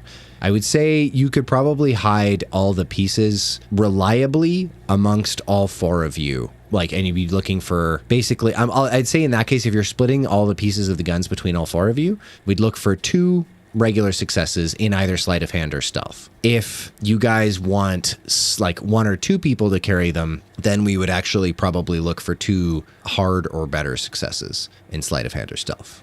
I will gladly carry the trigger, wherever the trigger is, for one of them. I will carry the piece that the trigger depends on entirely in order to be functional. I'll carry that piece. So are we splitting the this bolt amongst carrier. the 4 of us? I mean, Well, there's the worry, though, that what if one of us, because they're so old for maybe whatever reason, isn't able to maintain a proximity with us? That's passive aggressive. I'm sorry. Who said I was talking about you? Oh, just you. Good. That's what. Yeah, because you're so old. So but what if a person was separated and then we couldn't put the gun back together because we didn't have all the parts? Well, then we would just... If we become separated, we all know where we're going. I think it's the best way to move it is to move it and is split it up as much as possible. The liability is less. We're less obvious about it. And if someone gets caught, they have less pieces of it so they can hopefully aren't we're not going to punished get as greatly. separated. We're going to stick together, right? I'd say so, but I was left outside. But yeah, I agree. That's because we put you in a very important job, and you succeeded because you came inside and told me to get myself a glass of water. You never told us why you did that in the first place. I'm still highly suspicious of you. He knew. He has a sixth sense. He brags about everything he can, and he's never bragged about that before. Why? Do I know that? Because I would have made fun of it before. All right. Do we have consensus here? We're splitting this gun up. Yeah. We're going together. Do it. We're going to go see Dawn's son. Maybe do- let's talk to her first. Ask her if she's willing to provide us this information in exchange for what we can tell her about what Lucas has found. And if she isn't willing to for that, then we offer the guns as in an exchange for her help. Sounds good. Let's do it. I'm Let's do here it. for all of this. I have to raise a red flag. I agree with the whole entire plan. We are in an area that is surveilled. We know this is a place that is surveilled. I really struggle, and I agree with everything we're doing. I just struggle with the response of why do we have this? Even if Dawn's son doesn't know we're being surveilled, what if Dawn's son's wired? What if Dawn's son... Well, Dawn's son is running the union, so whatever it's meat sec, it's real meat that has put this prohibition against long guns here. She is their direct enemy, so I don't think she'll care. But if we get caught by meat sec, I don't think they're going to care whatever our justification is or how we got it. It'll be game over. It's over. But that's, of course, only if my charms don't work. And because I thought we could play stupid. You know, oh, what? That's what that is? I thought that was the newest edition of lipstick. And we saw them What? beat a crowd of protesters for protesting for their rights as human beings out here. They don't give two shits what we think about the guns we have. Yeah. They don't care. This whole thing is done if they find it on us. So we need to be able to be as sneaky as possible while we're doing this. And I don't see another option. Dark clothing.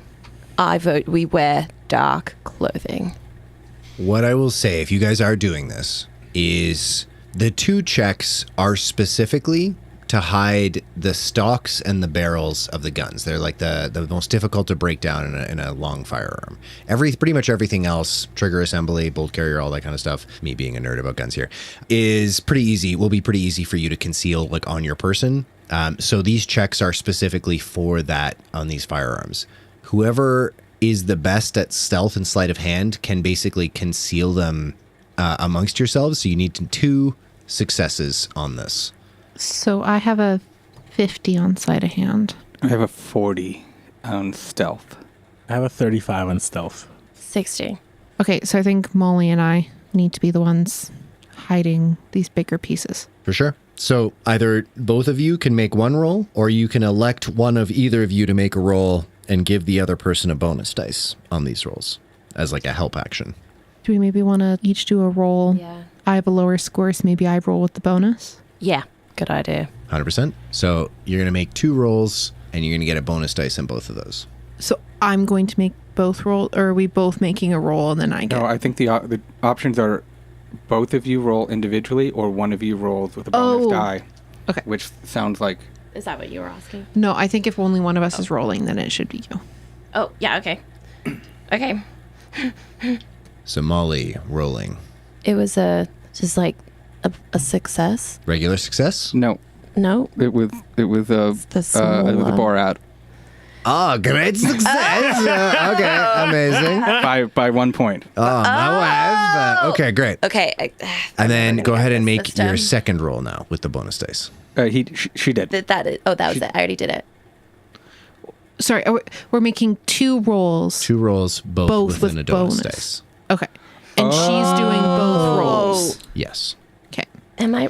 So do that again. So you're doing it again. So we need 2 successes. We've got 1. Extreme success. Hell fucking yeah, buddy. Very nice. Very nice.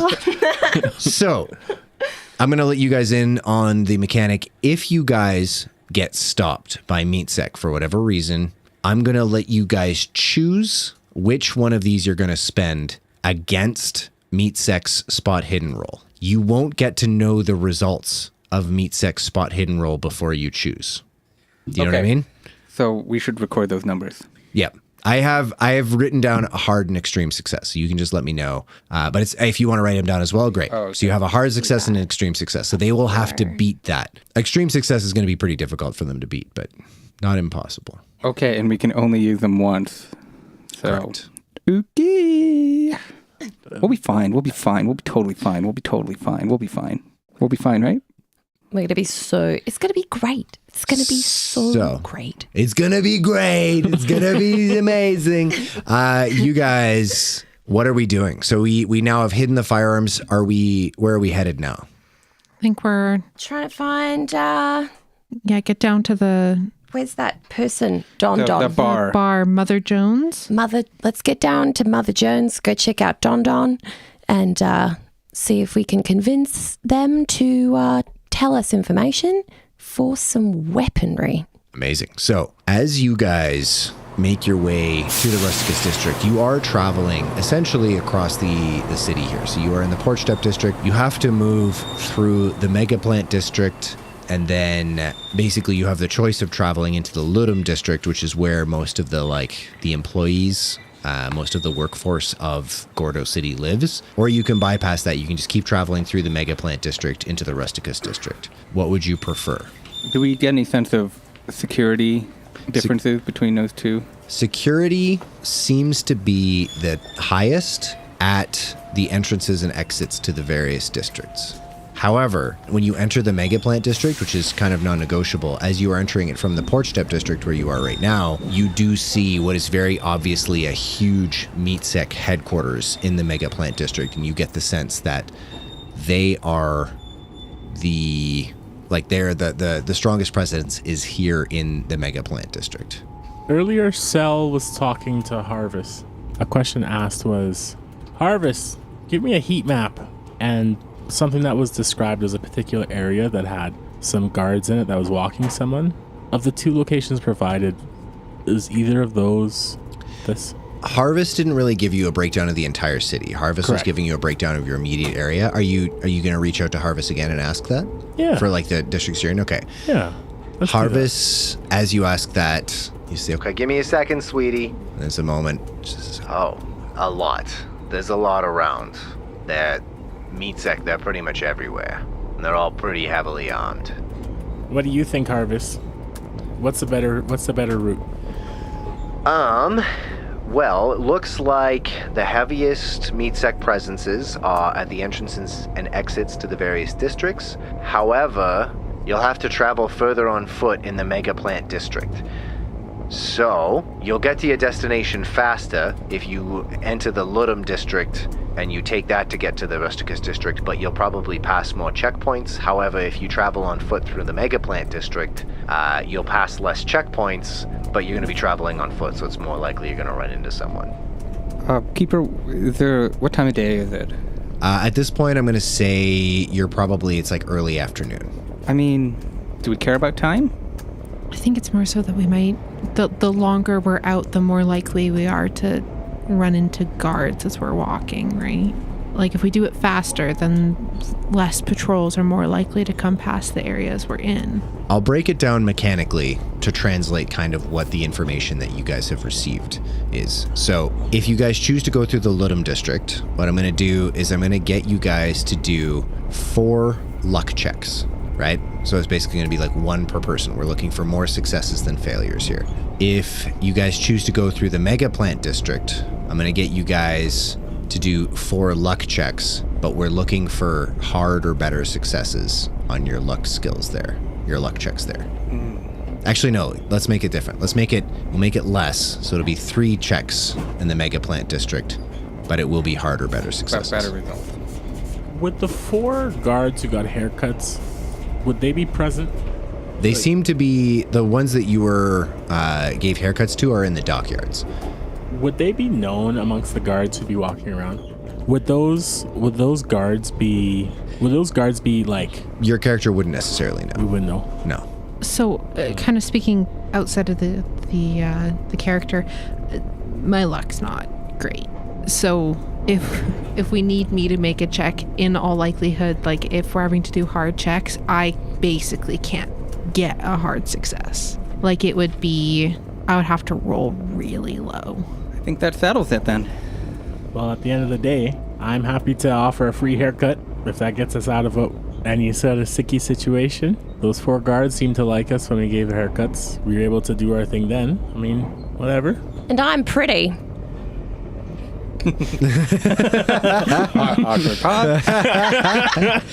So we're taking the Ludum district route then. Yeah. I assume. Let's do it. More rolls, but easier chances. Okay, you guys can basically split these rolls up amongst yourselves as you wish. However you do it, let's just do it all in one big go. Oh no, wait, that's not narrative. We're in a narrative podcast. Yeah. Let's fucking do a narrative thing. What are you doing? Some shit happens. Make 4 rolls. No, I'm just kidding. You guys, as you are leaving the Porch Step district, you are entering the Megaplant district. This will be the first of 4 rolls. You see this huge meat sec headquarters there. A huge meat sack, if you will. I won't. Well, I refuse. You don't have a choice.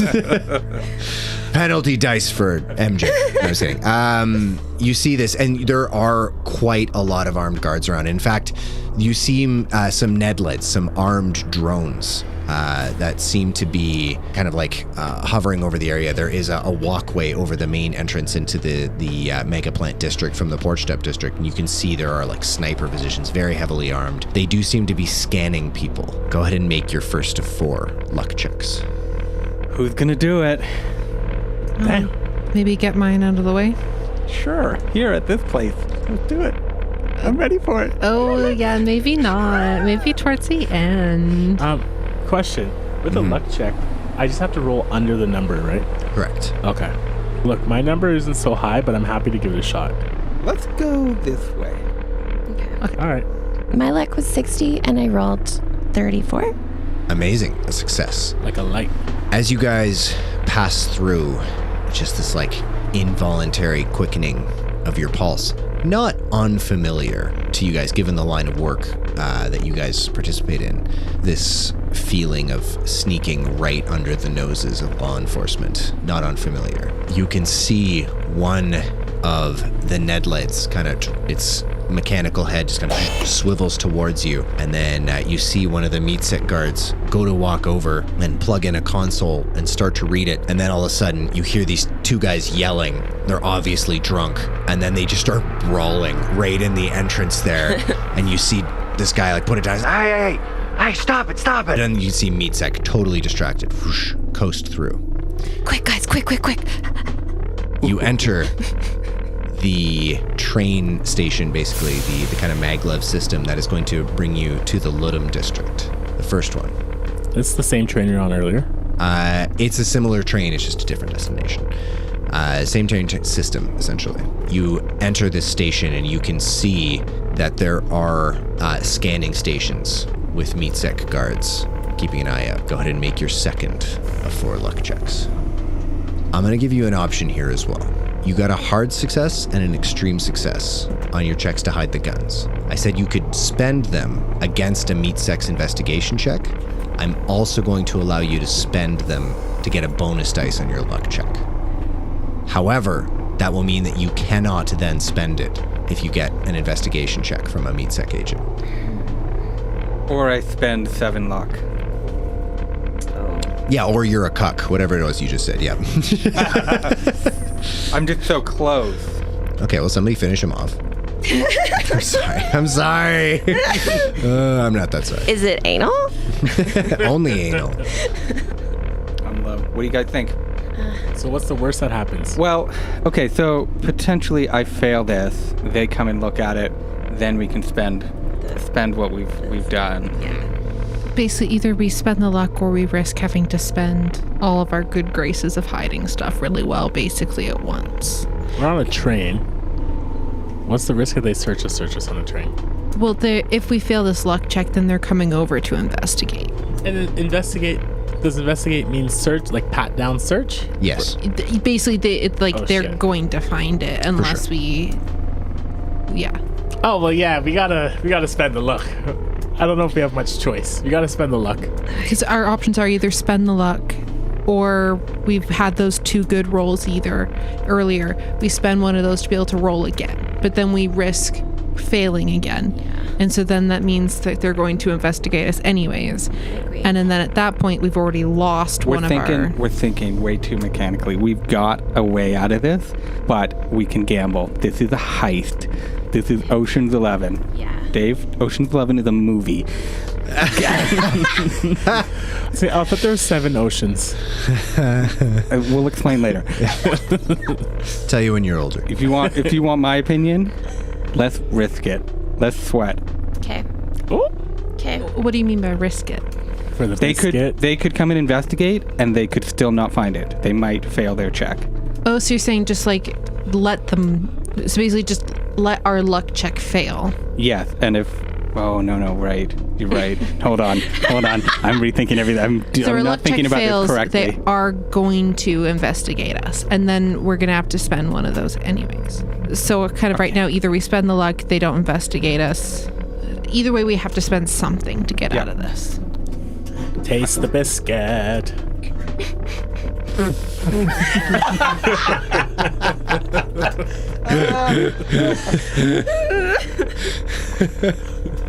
I say we spend the luck.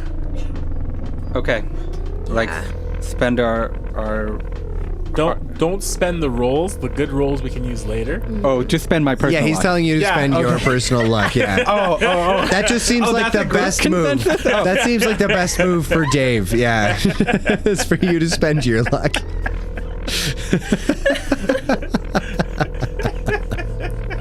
But, like, I don't, because what other, like, no shade. Dave, it happened. I Spend the luck. Did Okay. you actually spend the luck? I spent the luck. You succeed on the check.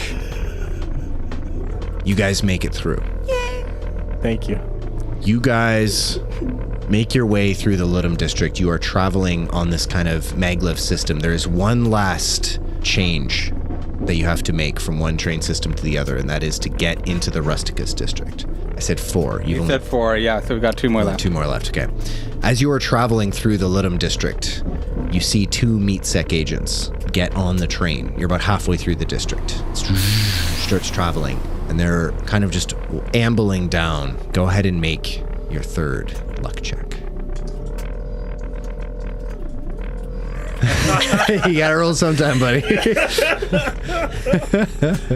I've spent 18 seconds shaking my head. Fail. That's a fail. Okay. You can Are we gonna spend a roll? either your hard or extreme success to succeed. Sorry, spend it. Sorry, are we Or spending? not to succeed, sorry, to roll again. My apologies. Do we want to just let them investigate and then use the better success so they just don't find anything? Sure. Yeah, that's it. Okay. So we let them investigate, but that doesn't mean they will find something. True. So the guards come up to you. You can see they kind of hone in on you, Celery, and we'll say for the purposes of you have been the one made this luck check and the one that failed. As they're kind of walking up to you, you kind of feel this like weird sensation, and you realize that you had the barrel of the shotgun, which is, quite a wide barrel, kind of like down the side of your pants. And it was like, it had been relatively well secured, but it had kind of ridden up and now is kind of like sticking weirdly out the side of your shirt. They come up and they just both kind of like flank you a little bit. You can see one just kind of step forward. They both have like assault rifles and body armor. They're not pointing them at you yet, but they just say, Employee number? Pardon? Employee number. Your real meat employee number. Oh, well, give me 2 seconds. I reach into my little, into like my holster in my jacket, and I refer to my ID card. Your ID card? Or? The one in my possession. Uh-oh. This is either the best idea or the worst idea. Keep going. See, my number is 216-4527. I put the card back in my jacket. You can see one of them is kind of keeping his assault rifle in a low ready position.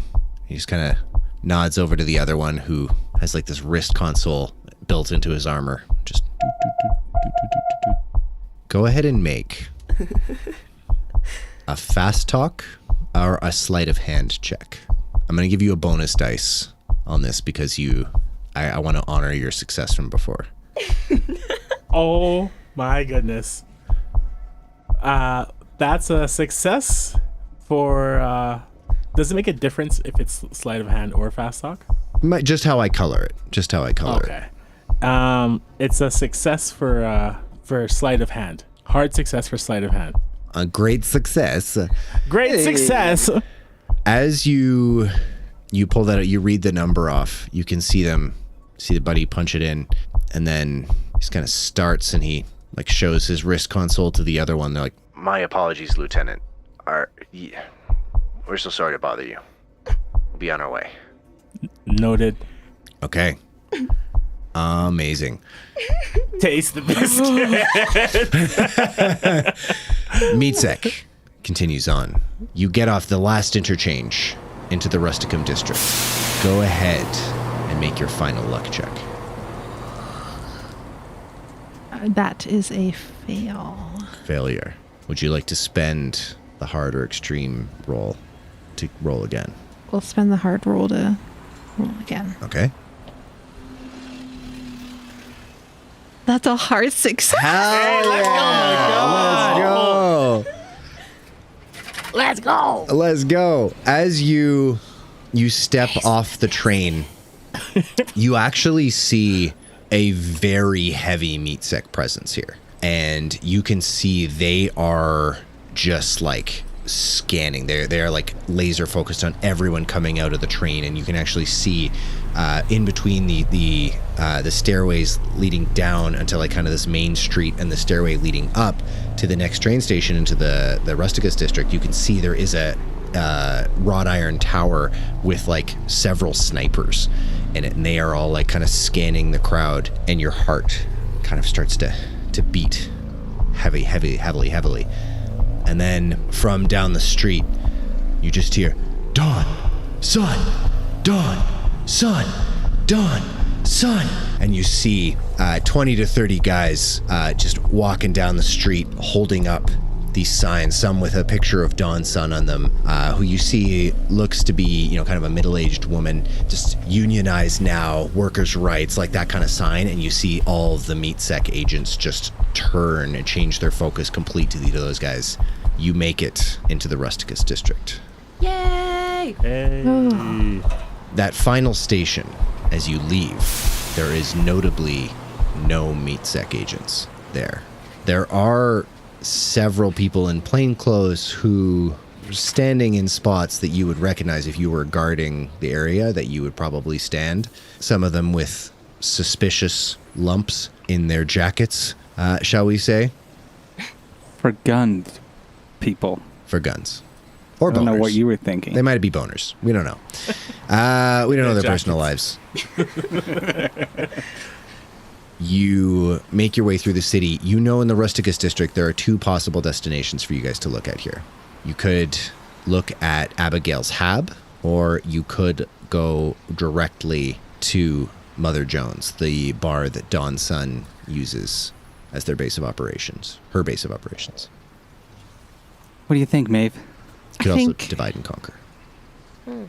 I think right now with the guns, I think the priority is getting that to Dawn's Son. And after that, we can, when we're not at risk of being discovered, then we can go look around at our hab. So we should go to Mother Jones? I think that's the best course of action. Let's do it. You guys begin your journey through the Rusticus district. You are headed to Mother Jones, the bar that is the base of operations for Dawn's Son. And Marmot, you get a little communication request from Harvest. Oh, what's up? Would you mind, sweetie, if we speak privately? Can you use your direct neural interface? Yeah, you got it. You don't have to roll for this, by the way. You plug in, and it just says, You know, Marmot, we've been keeping an eye on you for quite some time. And you've got a lot of promise. Oh, thank you. But there's a lot that's at stake here. And unfortunately, I think we're running out of time. Oh? You know me as Harvest, but I am actually a shard of an entity that you know as Major Ziggy. Oh. Okay. So, okay. There's a lot more at stake here than we let you guys know. I am the officer, and I have something very, very important to ask of you. Okay. and that is where we will end tonight's session. Thanks for making it this far. So ends episode 3 of season 1.5. This podcast is edited, mixed, and mastered by me, Brian Gashgarian. All the music in the podcast is composed by me. Special thanks to Carlin, Katie, MJ, and Dave for lending me their talent for this. You can find us on Insta, TikTok, and Twitch at The Stars Aren't Alright, or on Twitter at TSAA Podcast. But as a reward for making it to the end, I would like to remind you that the lyrebird can mimic a wide range of sounds, including chainsaws and camera shutters. Most of all, thanks to you for listening, and we'll see you next time. Okay, I'm just gonna wait here in this room until I hear what that is. Holy crap.